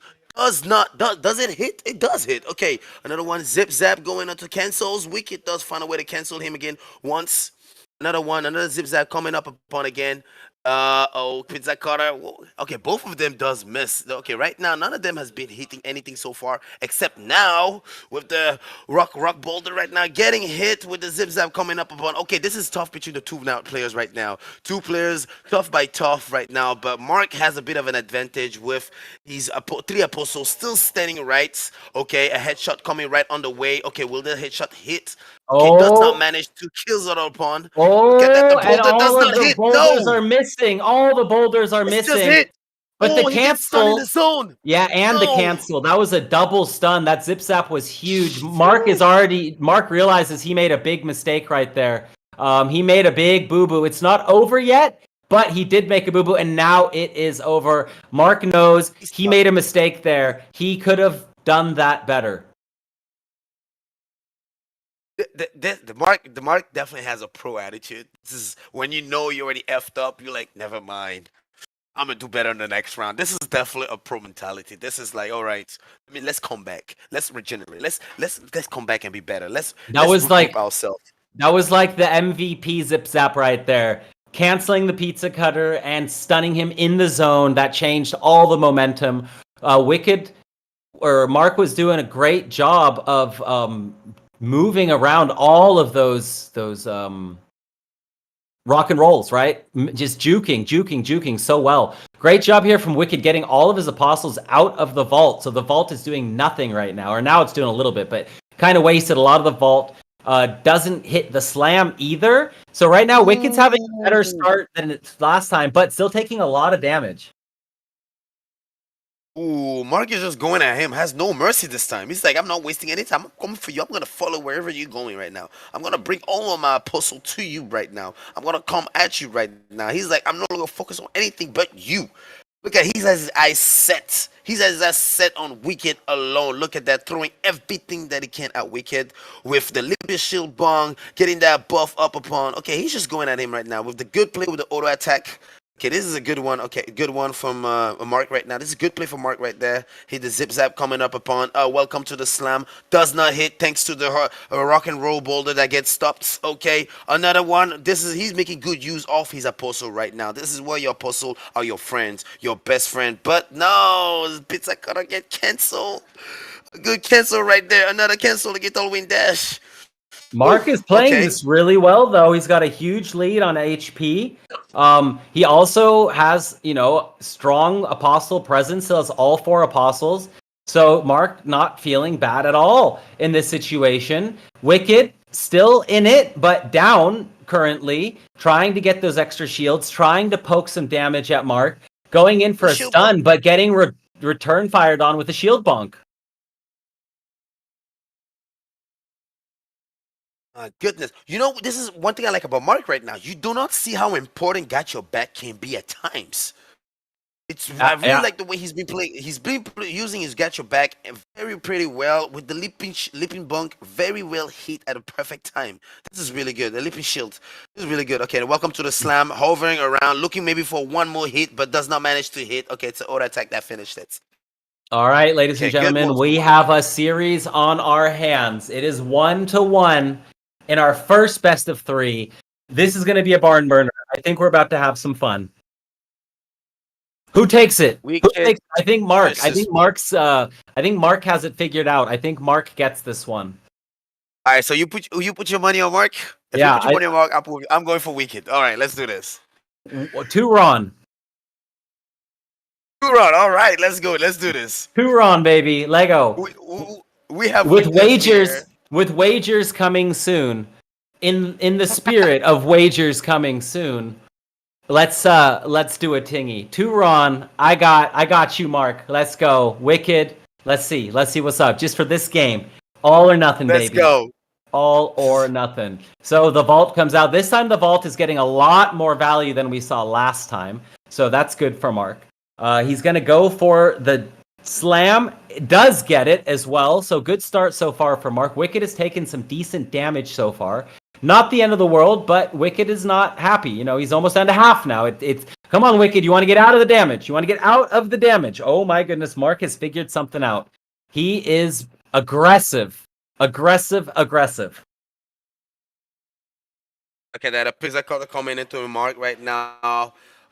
Good job from Wicked. He's just sustaining himself right now. Okay, would say, come close to me. I got you with the boulder. It's not over. It's not over yet. Wherever you're going at, this is not good when the Got Your Back is coming up upon when the opponent is coming right in front of you. Okay, Wicked is really trying to find a space of movement to really hovering around and try to pull the big skills, EUE skills, but does not manage to hit. This is what does cost when you're playing with the rock boulder. You really have to make sure it hits. But Mark is doing pretty well right now, using his apostle very good into hitting, giving damage and stun into Wicked. So this is pretty good right now. But again, both of them are tied to tie, neck to neck, play to play. This is intense. This is up and down. The heavens and hell. Absolutely, Wicked fighting back. Wicked fighting back.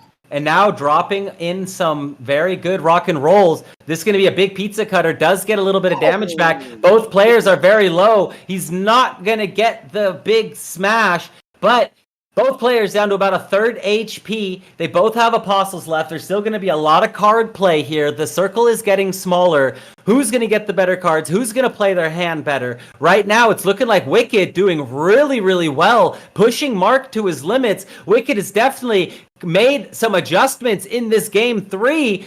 Mark looking for the Resonance Vault, but it gets canceled. The zone. I think you're about to win 2 Ron. Yes, you are. That cancel. Wow. That was the 2 Ron cancel right there. Wow. Did you see that? Yeah, I saw it. I saw it. Well done. Well done. Congratulations. Getting canceled when the zone was coming. I do not know if Wicked was counted the timing of the zone closing, or was just that coincidence on timing on the stun and the zone coming at the time. Wow, what a play though. What a play. This is Mark, a beautiful play. Now Thank we're you gonna for see. The 2 Ron too. Yeah, you're welcome. You're welcome, buddy. Yeah, send me DM of address. I'll get that over to you. But 2 Ron now, just a few more runs for me to breed a planet. there it is. There it is. Wow, that was impressive. Mark does not look too phased. He played that really well. He played the whole series really well, and I don't think that Wicked is through this just yet, right? He's got to win another best of 3, and Mark is out fighting. KRM also saying Mark is playing really good with that Guardian, though, right? Great Guardian play, great. Just one thing I saw there, Mark had a situation where he set up the map perfectly. Everyone was in a corner, and he dropped the vault.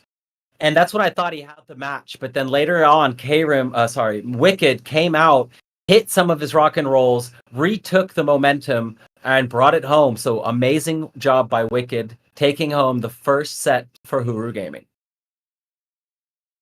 Just like Nick Eagle in the earlier game, when Nick Eagle come back, okay, Mark come back. I mean, for everybody watching right now, make sure to clip this, save the clips, clip it, because you never know what amazing moment we might have got. This is 2 OGs playing right now, Mark versus Wicked. Like my man Chief said, Mark aiming, getting the mark ready, and Wick. Yes, sir. Yes, sir. Oh, it looks like we have a priest in now. Interesting. Okay, so looks like some small changes. Mark is also moving his whole lineup up to the front. Double Guardian, double Warrior. I think this change might be really good for Mark, because this priest is going to get eaten alive from these warriors. Yeah, I'm wondering, why did Wicked bring in the priest when he was doing so well in the first half? Wondering what is the strategic point at this? Oh, well, there it is. What He's is playing drag to the bottom. Ooh. So Wicked, even though he won, he's switching it up. Maybe he's thinking, I don't want to get countered. Or maybe he's thinking, I have a better matchup for this. I'm not really sure. But Wicked won the first matchup, comes in and switches it up for the second one. And Mark is focused on this priest, getting it very, very low. And let's see, one more almost invincible would be a big play here for Wicked. Look at that. It's going on between these 2 players right now. Okay, I'm starting to understand why he bring in the priests. Is it for sustainabilities, or maybe for time wasted? Let's see. I mean, he's doing so far so good right now. So it's not so bad right now, with Mark a bit kind of struggling into spacing. I'm thinking he brought in the priests really as a sacrifice pawn, because he knew that Mark would go only focus on his priest, damaging his priest. So this is what I've been noticing right now in this gameplay right now. So and maybe it's not just good for Wicked right now, with the priest being out. Yeah, maybe it's just a different build right now that he's using drag to the bottom. But it's looking like this matchup is favoring Mark so far. He's just kind of steamrolling through Wicked in this first game. It's not over yet, but with the zip zap down, the auto attacks churning, Wicked's going to need a big change, and it's not looking like anything's changing. He's just kind of waiting, eating it, down to one shot, hiding in his little circle of protection. But here comes the pizza cutters. But nice drag to the bottom. It's not enough. Wicked is going to drop in game 1. Interesting play. Interesting change of play here for Wicked. It kind of cost him in this game, giving a big advantage into Mark. But with Wicked not being able to change his deck right now, still being able to use his deck again, can he do something different here? Let's see. Okay, he still does have managed to skip his priest. Oh, now this time it's a double. It's a double priest, is it? Bringing him. Okay. Hey, Okay. more priests. Okay, what's happening? I mean, here? Okay, more might as well at priests. this point, right? And see what happens. I guess when the other player has Pizza Cutter as their main damage and you keep them afar apart, it's hard to get maximum value on the double priests, right? You can't really hit them both for quite a while. So I could see how that might make sense. There's not as many big circles here. There's only the vault, but one vault is not enough to kill two priests. But that first priest died so quickly. That Wow. auto attack. That's the Avatar skill. That's the auto attack. Wow. It That took a was volt and auto pain. attack. That was the volt and auto attack. Beautiful. And when you have 3 melee apostles on top of a priest, it doesn't take very long, right? So, one priest down, one to go. Let's see how quickly the second priest is now targeted. Wicked is in a tough spot, but not over yet. Still very early in the game. Maybe he's going to try to come out with a heal here. Wait, did he just card shark Tailwind? Okay, Gustwind. Interesting. And then he didn't use it to try to cancel the vault. Okay, I'm not sure what. Maybe that was a misplay. There was no gas window. And the drag to bottom misses on its way back.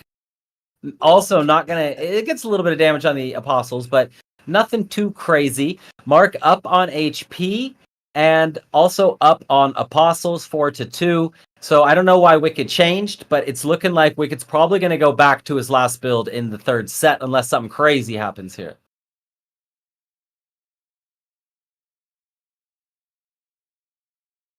I mean, it's still not over. It's still not over. Anything is possible. This is Apeiron. Anything is possible into a gameplay. It could be a last minute game. You could take a small little mistake of the other player. I mean, you really never know. Like, double it with the card trap, root trap to still keep his hunter alive. Okay, they might manage to get through this. See what are coming up, but the zip zap getting onto play, canceling him away. Okay, this is might be over. GG's. Yeah, it's looking like 1-1. We're gonna go into a rubber match. Mark is still alive.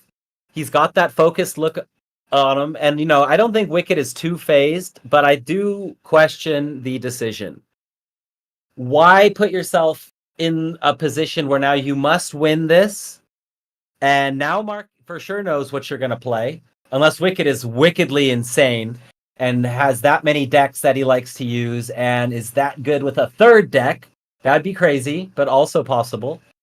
I think Mark's in a good spot here. I think we're going to see the first set play out again, but this time let's see if Mark can find the answer. I mean, the way we can just play just now, it remind me of myself, where there are times where there's certain builds you played on multiple of time. When you play against other player, you're pretty good at it. And then when you have the confidence facing other player, you really think this build will really make a difference. And really, it is also part of a confidence of how good you are at a certain build. So I do understand Wicked on the round 2, why he will have brought up and maybe try to switch up the gameplay with Mark. But again, this is good. He only went to 2 rounds, and now we're into the 3rd round. What change is going to bring here? And will Mark still stay with the same Mark? That is the question that we are about to find the answer to. Leo, Huru Gaming, 1-1. Let's freaking go, baby. So I hope you guys are all having a good time. It's been a fun day so far. Thank you guys for hanging out. Thank you guys for being so active in chat. Again, let's make sure to get on Twitter. Let's get everyone into the stream watching. Anything is possible. Bitcoin over 100K, not 2, over 100K. Let's freaking go. It's coming, baby. Bull run. If you guys look at every other bull run, we are doing everything just about the same. This one was only different because of the ETFs it made that early excitement, that early pump, and the prices are higher than they would be without them for sure. I think Bitcoin would probably be around 30K right now without the ETFs. So we're in a good spot. We're chilling. We're cruising along. Everyone just, I'd say, huddle up and get ready for the ride, baby. Ooh, there we go. First gameplay starts, and with the leaping shield bomb that came right into, and the rock boulder hitting, giving a little bit of a damage to Mark.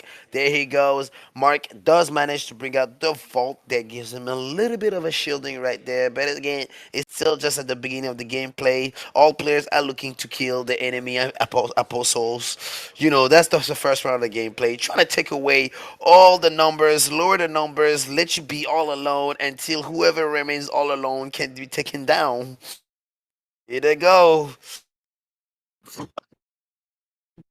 Okay, we can go into the zip zap. Double zip zapping. Everyone is getting a little bit more aggressive here.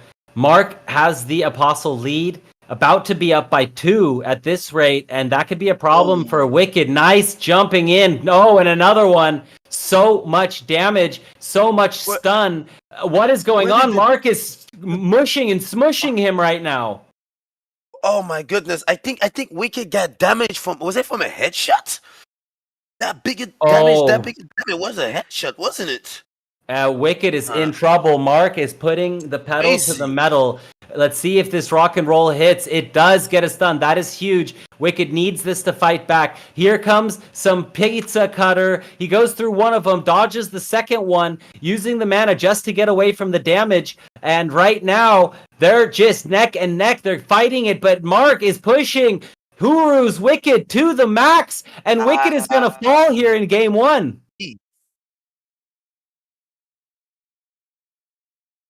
Wow. But Chief, what do you think? What do you think of Wicked? Wicked coming into this next round with this new style. He needs to get away from the Guardians of Mark. He needs to just stay away from the Guardians. But it's hard because Wicked has been playing, 3 to 4 melees this entire series. So it's really, really tough. But I see him bringing up now a Guardian. Okay. Good for Wicked right now, bringing up a Guardian right now. There they go right now. On to the next round. Okay. Winning this game. If Mark wins this game, he moves on and gives his team 1 point into the leaderboard. But can Wicked save his team? Can Wicked come back? Okay, let's see. Okay, Pizza Carter coming on the way. Oh, there's not enough tomato in the pizza. There he goes again. Cutting, okay, does manage to trying to take away his hunter.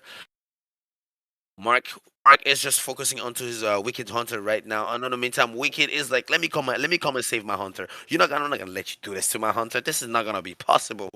A good play right here. And yeah, look at all of these super cheap shields that Mark is getting over and over. Got your back, got your back, got your back. Leaping shield bonk, got your back. Leaping shield bonk, got your back. You know what I'm saying? And then some pricklies. Yeah, some pricklies just in case he needs them later on. He's not really charging his smashes. I don't know if I agree with that, but I'm the caster, he's the pro, so I'm just gonna assume he knows better. But here, Mark in a good position. Oh no, good cancel from Wicked coming in and canceling that vault. That was huge. What a cancel. The shield bong does come, stuns him away, giving him time to give some space for some auto attack. Auto attack does hit, take away the shield from Wicked. Okay, it's doing good for Mark right there, but Mark attack skills got destabilized thanks to the boulder. Okay, here another vault coming in down. Oh, boulder get hit. Okay, Mark was smart. He's like, I'm not gonna hit my vault until he hits me first with the rock boulder. Okay, here you go. This is a good job. Wicked is doing pretty good right now in this round right now, but it's not gonna do good. Welcome to the slam, getting hit double from a Guardian and a Warrior from Mark. Okay, this is good right now. It's getting intense between these two. A zip zap to zip zap, a zip facing each other right now.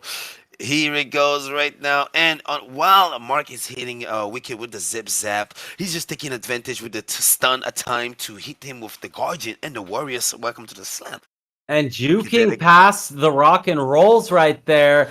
It's looking like Mark is laser focused to bring this home, getting out of the way of the rock and roll yet again. Mark has the advantage on Apostles 3-1. Wicked is in a dire situation, back against the wall, circle getting small. 4v2. No. Oh, the stuns No do way. start stacking. Wicked coming No through, way. making huge No way. plays. I got your back. What a Who's going to have more Whoa. of their leaders back? We're about to find out. Both players are taking so much damage, but there's so much shield on Mark's Insane. side. And this is going to be an absolutely huge vault if he gets it off. But no, it's canceled by Oh, what a Wicked. cancel. Oh my goodness, here we go. He's going to go for a cookie cutter. This cookie cutter's huge, but he gets stunned yet again. Wicked is playing this absolutely perfectly. He's canceling move after move. Oh, the cookie cutter hits. Whoa. Mark goes into the red zone. It's still very close. Wicked is about to drop. He needs to go huge here. Mark is gonna, oh, he gets it, and Mark is gonna take this series. Oh What my a goodness. game. Oh we got my what goodness. a game. What a game. What a Oh game. my goodness. I have to give I know Mark, GG to Mark, but I also have to give it up for Wicked on that last minute plays. Those last minute play, being around with two guardians, having Mark's back this many times and still be able to manage to stun him. This is what a game! What a game! Wow! Wow! GG! That is incredible, is all I gotta say. Incredible. Wow! The guardians really got your back. Like literally, right? The entire Literally. freaking time. The entire freaking time. That was nutty. That was clean. That was mean. And Leo coming out, I think that was an upset. Remember I said before the match, can Leo take down Huru Gaming? And, you know, Wicked came out strong, but we saw Mark focused, lasered in, and brought it home. 2-1. What a great series. We've had some barn burners today, Shadow. And, you know, I've been having a great time casting with you. Great job so far. We've had a great audience. You guys have been absolutely amazing. Welcome, Gonzaga. Welcome, Jose Rakes, Storm Farm, Flameng, everybody. Sensi, what is good, my brother? You guys, you know, welcome to the show. We've been missing ya. We're happy to have ya. We're about to take another little break. While we're gone, we're going to do a Dude Royale. And when we get back, we're going to have our next match. And it's going to be Crypt in Cardinal versus Bood Nation's Paradise. So we've got some big names coming in. My boy Paradise is ready to do his tingy. Can Cardinal be his endgame boss of the day? Or will Paradise bring it home? We're going to find out after the break. So stay tuned and we'll be right back.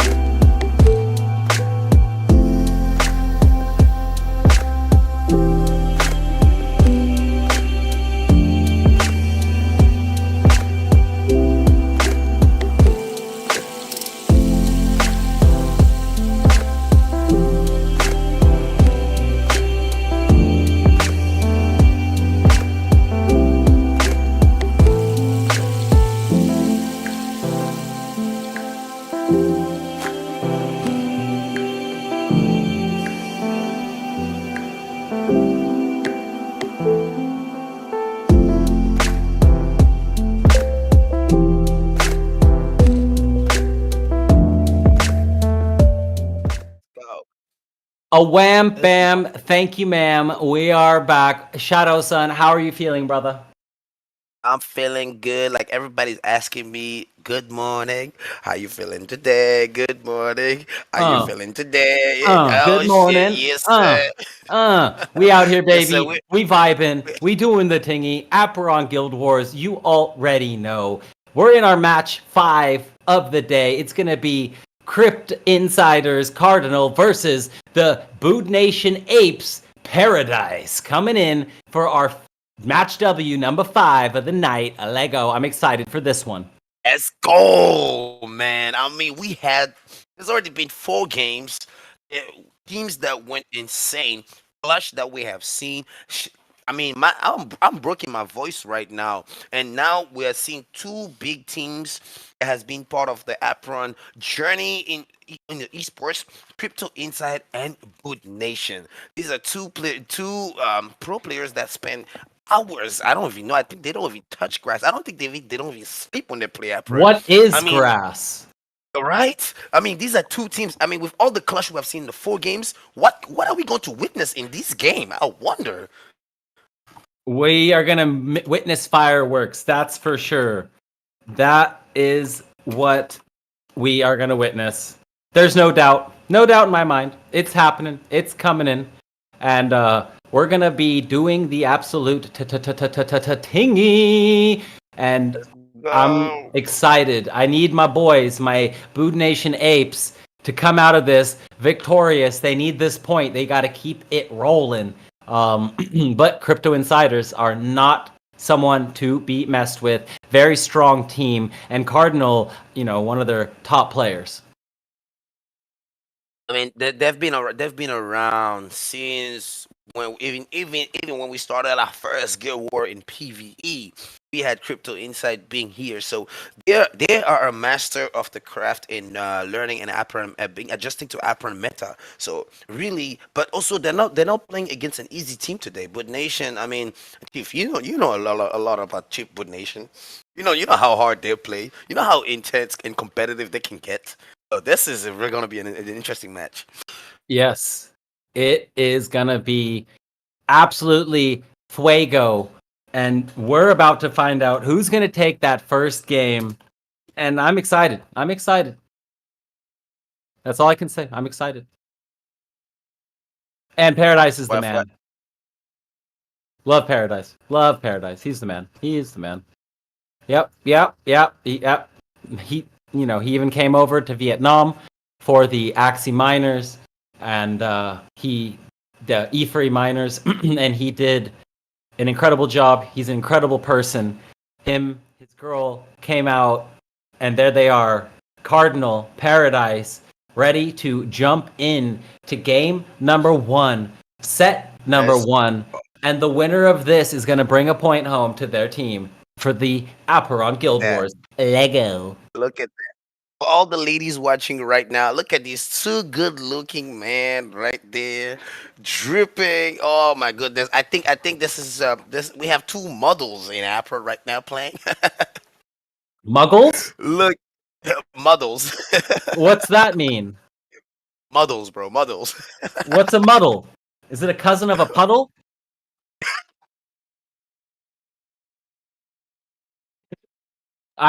What's a muddle? Am I retarded? Am I a derp? A supermodel. Model. Oh, they're both sexy AF is what you're saying. Yeah, that's what I'm trying to say. I'm sorry. I didn't quite get it. But yes, they're both models. They're both sexy boys, right? That's what you're trying to say. Yeah, You want to go on a 3-way date with both of them. Oh my goodness, Paradise coming out dropping bombs. He's a model with a right hook. Holy scheisse, that was impressive. Cardinal getting hit with absolutely everything right now. Does get out of the way of those feathers, though, but if the return is strong, which it's not, Cardinal staying alive, but Paradise in a very strong position. Oh, the cancel. That Guswin return really did a high damage on him. That was quick.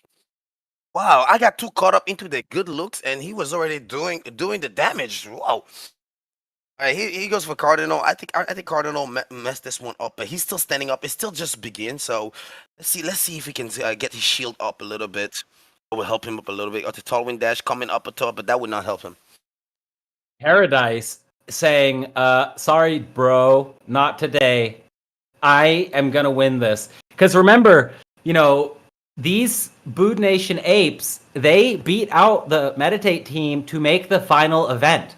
Paradise is going to the live LAN. He is super focused. I mean, all 4 teams that have qualified to this live LAN obviously are going to be very, very focused, putting in the time, making sure that their skills are at the highest level possible, going into this huge LAN with these huge prizes. And for all this recognition, right? Because whoever wins this LAN is going to be the undisputed champion of the first era of Apeiron. Look at that. It goes on right there. Okay. Now I think Cardinal would do much better in this round right now. He understood maybe the play Paradise is going on to right now, but let's see what's going to happen right now. And the can't touch this right now with the zip zap coming up upon right now, up into Paradise face, right in his face. Paradise looking for some space to go ahead, maybe play back, finding a way, maybe to toe with dash. He's looking for a way to play his Gustwind. Definitely, you can see for a way he's looking for a way to play his Dustwind. He's holding it right there just for good time to play. The follow up, but the follow up does not hit on time for him to bring up the what he wanted to bring up the Gustwind. Okay, there they go. Switcheroo coming behind his back. It's gonna be any backstabbing move? Nope, it does not. Another follow up hits for nobody. Lippy Shield Bong to finish. He's switcheroo right there. That could have end Cardinals mage, but nope, a good switcheroo. This is why switcheroo is really good. It really can save you a critical time. Yeah, no, Cardinal is playing this absolutely brilliantly. He also has the Desecrated Ground down, so he's going to be able to get a little bit of healing. Paradise is low on HP. This is a complete opposite of last game. Not over yet by any means, but Cardinal looking very, very strong here. Little switcheroo for 2. Desecrated Ground coming out. Paradise going to finish off that Apostle. Cardinal going to just gather up HP each time he plays this Desecrated Ground. The feathers are going to... No, they do not come out. The cancel from Cardinal is huge, and Paradise kind of needed that right there. Wow. I mean, Cardinal is not letting any chance for Paradise to use his Gustwind. He's like, I'm not going to let you use the shotgun. I'm not going to let you come close to me. I'm going to stun you at any chance possible that I got just to make sure you do not use that ability. Because he knows that's the ability that got him at the first round. Let's see what's going to happen here. Okay, finally he lands his first Gustwind throughout the whole round. Oh, this could be it, though. This return. Will the return be? Okay, that's the first Gustwind played. But canceled. Good one on a good cancel.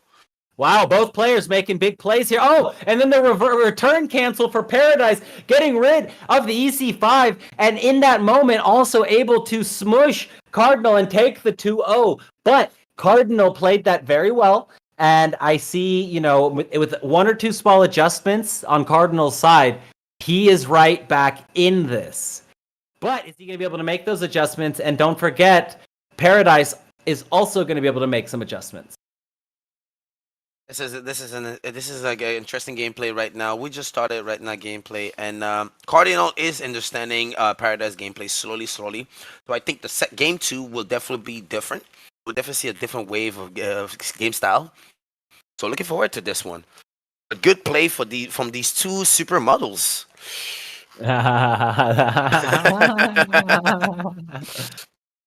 So we got Sexy 1 and we got Sexy 2. Who's going to bring Sexy back? That is the question. Is Mr. Steal Your Girl?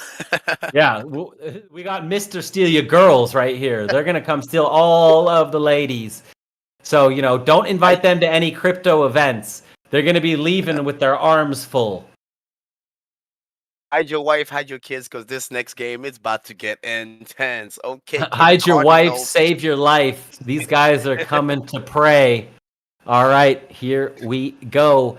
Cardinal needs to bring this back. This is his moment. He has to turn the tides and get the momentum back on his side. All right, we're back on to game 2. Maybe a redemption game for Crypto Inside. Let's see. Any switch of gameplay in this round, Chief? Do you notice any switch of gameplay? Nothing huge. I It think looks the like they went biggest with the same thing. Yeah, I think the biggest switch is just Cardinal knows now what he needs to do to keep the game close, and he needs to do that again, but then finish it, right? It was close. I feel like this is a good start for Paradise. He's over here with 3 Apostles, just chunking up these 2 Apostles from Cardinal, getting so much damage on them so quickly, and getting a very quick 3v3 on the field. So it's still very even. Cardinal was also able to remove one of Paradise's Apostles. Going out there right now, striking him right there. They're both. It's just beginning right now, but they're both looking for stun right now. They're just stunning each other right now. Looking out to there. Okay, does play the Gustwin. One Gustwin come, looking for a way to get that return with the zip zap, but does not manage to. That's what I love. Got your back. Got your back can save you in this time of moment. All right, there you go. The return does goes. All right. Paradise is doing pretty good with his Gustwin right now. I mean, he has a shotgun. When you have a shotgun, you want to make sure the bullet don't come back and hit you again. And what a play in that last play again. This is the same thing that happened in game 1. It's the same thing happening in this game again against Cardinal. Can Cardinal strike back and do something against this? Because, I mean, you can see his kryptonite. His kryptonite, he's the return. Never being able to stop the return of the Gustwin. Yeah, Gustwin is such a powerful card. And, it's not easy to use. You have to be very surgical with it. But if you use it right, it is absolutely insane. The Desecrated on the corner, questionable in my mind, but he does end up getting damage on 2, so that's okay. The switcheroo came out instantly. And I don't know. I feel like Cardinal really needs to switch it up this game. He needs to push Paradise in a way he hasn't pushed him yet. Here comes another Gustwind. Decent damage on the shoot out. How's the return going to be? Also pretty decent right there. So Cardinal yet again taking a lot of damage here in the early game. Well, I mean, I understood why Cardinal went to waste his Desecrated Ground on his mage. He wanted to take away his follow-up because he knew that Paradise is only trying to use his Gustwind and then use a stun ability. But he forgot that Paradise also does have Baby Cage, which can cost him also on the return. So let's see. Oh, this Desecrated Ground. is huge. That's going to give Cardinal so much life. He needed that. That was a big moment for Cardinal. If that would have gotten canceled, it probably would have been GG. Because it wasn't canceled, he got like a third of his life back. And Cardinal now is able to take out another Apostle. And Cardinal has the Apostle lead here, which is okay for Paradise. You don't mind as the shotgun player. But oh my goodness, there it is. That one stun. Feathers in, feathers out. And it is almost game time. Cardinal is about to go to sleep. And Paradise comes through with the 4-0. And he shows he is the Giga Chad today. Hide your wife, because he's coming to ruin your life. Well done, Paradise. Wow. You freaking savage. Jeez, what a game. But Cardinal played that really well. He fought back, and it just seemed like Paradise was able to make more adjustments throughout the series and keep the lead, basically. Keep the domination going. So well played by both players. That is going to be Boo Nation Apes taking the win right there. And well done. Well done. That's all you can really say about these guys. They fought it out, and Paradise was the stronger player today. So we are coming to the end of our fantastic, wonderful show today. We have one more match in store for you guys.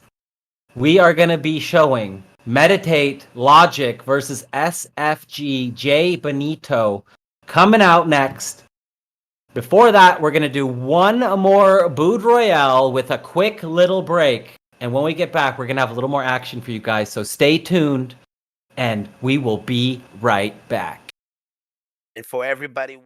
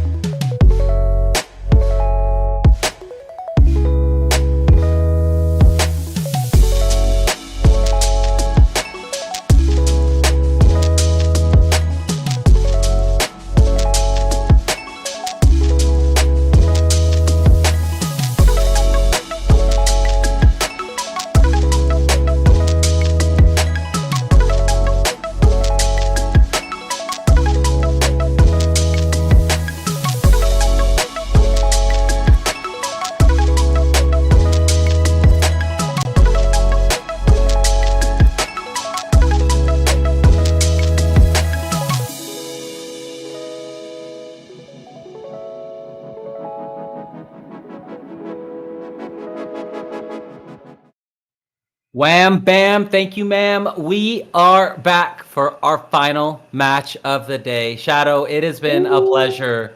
How you feeling, brother? Let's go, let's go, let's go. Man. Matches are full of excitement, hype, clutch. Earlier, even in Dude Royal, I just saw a clutch between you and Kyrie. What a day. What a day to be alive. What a time to be awake. Perfect time to watch this league. I can't. And for everybody watching it right now, if you're watching on Facebook, Twitter, Twitch, YouTube, Discord, wherever platform you are, make sure to share this to your friends, your family, your brother, your sister, your uncle, and your aunties. Let them know that Apron is going to the moon, baby. Yes, sir. That's what we're talking about. Let's freaking go. In our next match, we have Meditate versus SFG. It's gonna be our boy Logic, who's out here vibing, dancing in the background, going up against Jay Benito from SFG.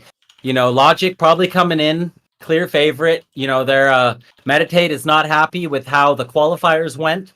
So I'm sure they want to come and they want to win this league, you know, to try to bring home some bacon. And this is a big match for them. They're going to have to win every single match because, you know, with the Bood Nations, with the other top teams, the Atlases, it's not going to be easy to win this division. Yeah, man.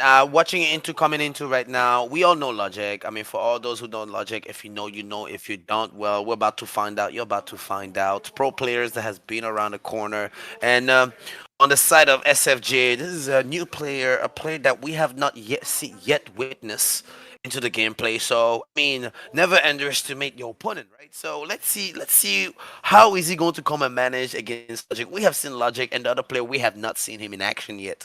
Will he surprise us? Well, we're about to find out, right?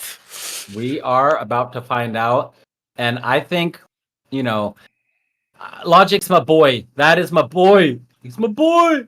So, you know, I'm obviously rooting for Logic, and he's freaking good at this game. Like, you know, really, really good at this game. Let's not downplay that at all. So Jay Benito coming in has to prove to the world that he is also very good at this game. And you know, he's young, he looks focused.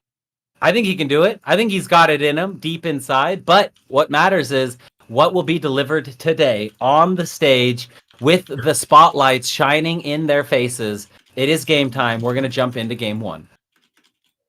Let's go. Two good-looking boys playing against each other. I need that Logic hat, by the way. It's cool. Yeah, I'm a fan. I'm definitely a fan. It is that's him. He's branded himself very well, and it's pretty much a trademark at this point. If anyone tried to take that from him, I'd be like, nah, dude, you fake. You fake. So going into game one, you know, both players about even on HP. Logic looks like he's doing his dirty standard shotgun with some switcheroos, and he's got a lot of mages. We are in Logic's POV right now, and I haven't noticed yet. Oh yeah, Benito is playing with the Vault. Well, the Vault does manage to take out Logic mages, so the switcheroo will not work as the Vault take away with the auto attack. Okay, so Logic is here right now, left alone with his Rogue and Guardian. See what is he gonna do all alone right here? I'm surprised his Rogue is really sustaining and staying this long. This is pretty good. Knows how to use it pretty well, actually. Jumping well. Okay, there you go. Yeah, because right now Jay Benito has a very good lead on the Apostles, right? So have to be Logic against the world. And he's not sitting on any nice gust wins for cheap or really anything right now. Or no, he's not using gust wins. He's using rock and roll, isn't he? Yeah. So, interesting. I feel like Jay's in a real good spot right here. Okay, coming in right now. Logic is trying to find a way to take away his Hunter because the Hunter is the one that's the most dangerous part. My goodness. But he would not manage to take away the Missing Hunter. the rock and roll. Cost him a lot. That would cost Logic a lot in this game.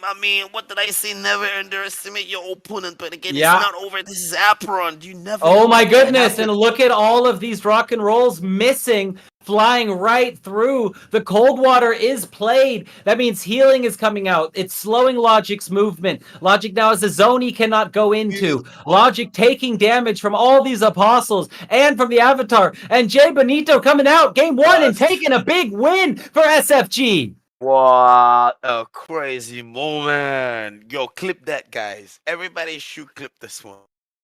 Yeah, that was just that was Jay Benito putting on his magic twinkle toes, bro. He was moving, dancing, ducking, diving, and weaving, and Logic's demeanor has changed. He is not bouncing, he is not smiling anymore. Now he is doing math. He is adjusting. He's thinking, what did I do wrong? What am I going to do better this time? And, Logic is a tough, stern competitor. He never gives up, but both players switching it up. Let's go into game 2. This is exciting. This is what we like to see. That's so. I mean, Logic all geared up right now, getting ready right now. See what's going to happen. With Jay Bonito really focused. You can see he's really set focus. He's not really nothing. No intimidation get to him. He's like, I'm still gonna come and play no matter who comes to play against me. There he goes right now, dropping the vault onto his mage. Ooh, I love what he just did. So as he dropped the vault, he literally just pushed with his avatar. He pushed a Logic mage. That was really really nice. Yeah. I really like pushing the apostle. Sometimes it's one good strategy. It's something not really seen upon to as a strategy to play with, but it's one thing that I like to do a lot. Play your skill, play your big AoE skills, then push your enemy. You can push your enemy with your body.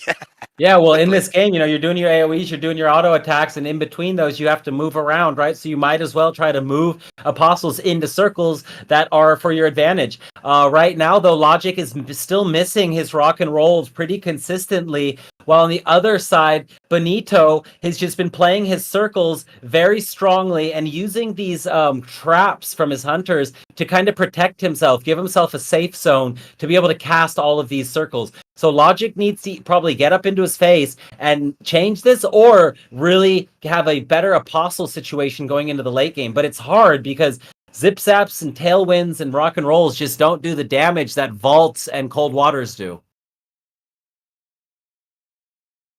This is insane right now. Leaving Logic right now into the stand alone. He's all alone. This is a one-man versus four, actually, counting the avatar. This is going on right now. But will Logic sustain himself till the end at least? Does not manage. I mean, the hunter is still there, so this would cost him a lot. You don't know where damage come from. You cannot dodge it. Look at the hunter auto attack just hitting him, costing him. This is gonna cost Logic. And boom. Not what people were expecting. Jay Benito coming out, getting the 2-0 in the first matchup. Logic, now with his back against the wall, has to do something, and it's looking like the meta is shifting.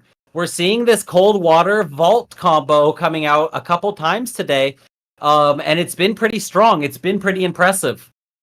Well done by Jay Benito.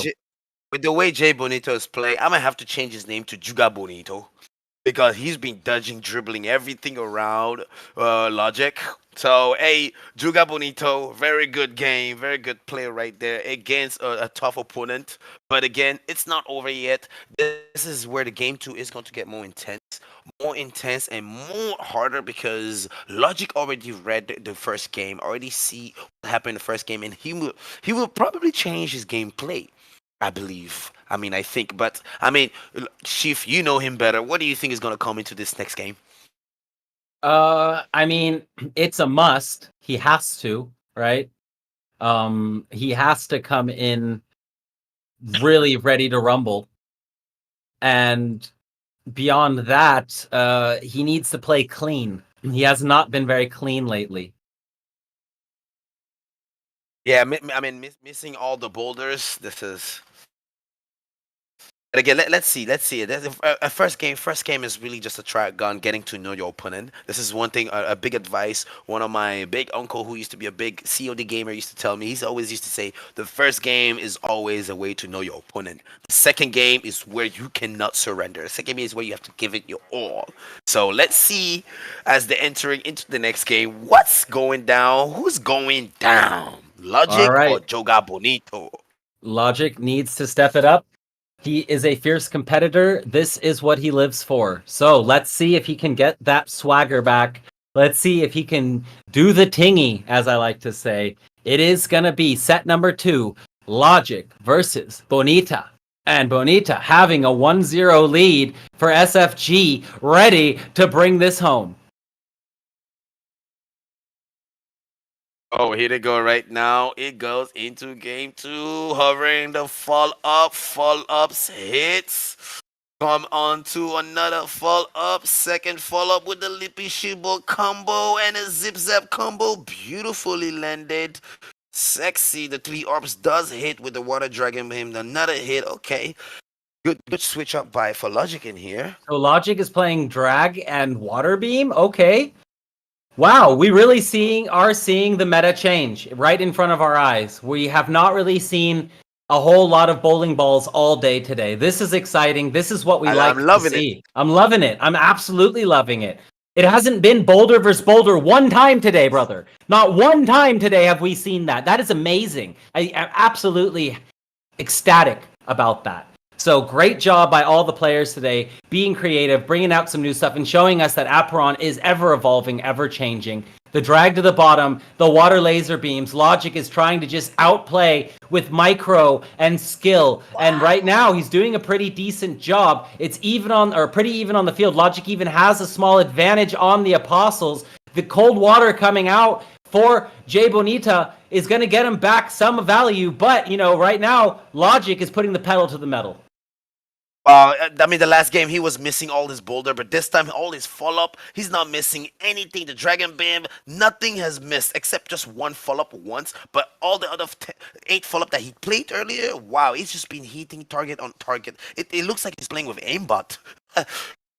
Okay, there goes Logic with the switcheroo. Nicely played, saving his mage and a danger disc. That's gonna end the life of the hunter and the. Oh wait, not yet. That did not do enough damage. Just a little bit HP left. Took away the enemy HP. Is gonna. Okay, now it's just gonna be them 1 versus 1 with this Water Dragon being last play. Oh wait. He does not manage to take out Jay Bonito Hunter. They're both alive. No. Yeah, they're both alive. They're both healing now. Standing. They're both healing now. Oh, that was not good. Jay Bonito coming back and responding after a great start from Logic. It looked like Logic was in a good position, but now as the circle's closing, one more circle, and then Logic is going to have nowhere safe to play. He's going to have circles of cold water and vaults all over him, and that's going to be it. This is going to be Bonito's game. Insane. Joga Bonito. Joga Bonito, baby. That's what you call Joga Bonito. I love it. What a play. Wow, what the hell is going on? This is impressive.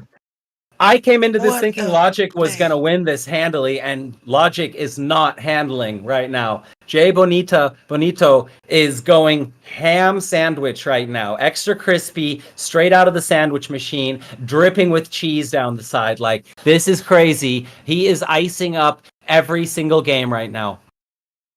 What a game. This is crazy, man. This is crazy, but I mean, I still believe in Logic. It's not over yet. It's not over yet. It's not the end of the world yet. He did go again into this round. Can there be a comeback? I mean, this is over for Logic. Ooh, big cancel right there. Big cancel there. Logic needed that. He needs a couple more of those for sure. Logic needs to ice up this game. He needs to play a perfect game of Apeiron. Because he doesn't need to just win. He needs to get some momentum going in his side. He needs to dominate. He needs to get a commanding victory, in my opinion, so he can start dancing and jiving. And Bonito actually has a little bit of doubt or fear, like, Scheisse, what happened right there? Wow, this is, I mean, knowing Logic is one of the players that I know that use the rogues very well. Actually pretty good at playing with the rogue and using Now You See Me skills pretty well. Like earlier when he just used the Now You See Me to end Bonito mage. But again, standing here again is still standing facts that Bonito is still standing fact with his Guardian all alone that got his back. So this will be quite dangerous for Logic. Ooze is not standing there. I have to take away his Guardian first, but let's see what's happening here. With only himself standing all alone. What's going to happen here? Bonito There you go, also coming up seems from to Zip have Zap. Benito seems to have the timing down on the beams too. None of the beams seem to be really hitting. Very, very few. Bonito is juking almost every one, using his cold water circles to heal and have kind of a safe zone. And yet again, another miss. Here comes a Resonance Vault. Is he going to get it off? Okay, good job waiting, because that Zip Zap would have been a problem. But as the circle closes, the smaller it gets, the better it gets for Bonito. So he just needs to keep his HP as high as possible, and juke these beams while the circle is closing. With the circle closed, can Logic be safe with all the small AoE that he has? I mean, he does not have big AoE right now, with compared to Bonito, but I mean, he just needs a little good skills, good aim, and good reading of his opponent right now. And this is what he's trying to do with the drag to the bottom, and then trying to find a way to aim his water dragon beat that still doesn't hit. So, my goodness, what a trap! Was his dragon was dragged to bottom? Just trap him down. No, he goes off the zone. This is over for Logic. And look at that smile from What a Jay game. Bonito. He is What a so game. happy with himself. Logic insta-cams off. I can imagine he is not happy with that performance. That was a tough one. Oh my goodness. Bonito coming out, playing that very, very well. That was clean. That was mean. EC6. Oh my goodness. The vaults with the cold waters was impeccable. My goodness, my goodness. I need to play Joga Bonito music for Bonito later. Because that was the beautiful game right there. Wow. Wow. GG's to both players. Coming this far and having Bonito drag us by surprise? Whew. Today is a day full of surprise. Don't you think, Chief? Absolutely. Wow, we have we have shown that the meta is different, and I love how players have just shown played different abilities, different skills, different perks were played into the game, and we have seen games lasting too long. I mean, it's sad for Logic because he had to take out Bonito early on before the zone closes. I mean, when the zone closes, you're in danger when Cold Water Ritual is in play. But again, GG for both players. And Bonito for getting 1 point for his guild. And here is the NA region leaderboards. Atlas Gaming sitting at first place with 4 points. Then we've got Bood Nation and SFG after that win coming in second place. That loss put Meditate into third with a bunch of other teams at 2 points. And then at the bottom, we have RJN, Dude Ain't Duck, and Crypt Insider trying to fight their way back up the bracket. So everything is still possible. Atlas Gaming and Bood Nation, the two who qualified for... No, wrong. Correct. Atlas Gaming, Bood Nation, the two who qualified are leading the leaderboard so far, but SFG is holding very close. Wow, what a great day, Shadow. What a great day. Crazy day. I mean, with today is the first day we've seen game like this. I am excited for tomorrow. It's not over yet for these teams, especially for the teams that are still at the bottom. It's not over. I mean, there's still two more weeks left for the tournament to go through into the NA region. So there's still plenty of game ahead for these teams to come, just like you say. But again, it was exciting to really cast this special games today with you, Chief. I mean, what a game, what a play, what clutch we have seen, and expectation and disappointment that we have seen. I'm not gonna say more, but I'm just gonna say boom shakalaka. Good morning. I'm having a great fucking day. Yeah, boy, I can't say anything more to that. Perfect ending to a perfect day. Well played by all of our competitors. Thank you everyone in chat for coming and hanging out. I think there will be one more Dude Royale at the end. Don't hold me to that. I'm not exactly sure, but I think so. Thank you guys all for coming out. You guys are freaking awesome. I hope you guys have a wonderful day. I'm gonna go start my day, and we will see each other soon. Congrats, and see you all very, very soon. Yes, sir. And see you guys tomorrow. It's not over yet. Make sure to tune in tomorrow. There's still more matches to go ahead. Tomorrow you'll see more matches coming through the NA region. And of course, if tomorrow you can come and watch us, that's okay. We still have more games for you on Thursday. Double There's still more crit! games. Double crit! So, Double crit! hey.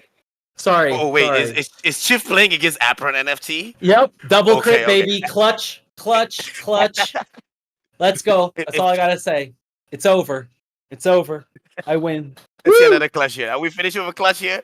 Oh, okay, good. You kill Apeiron NFT. Oh, okay, good, Chief.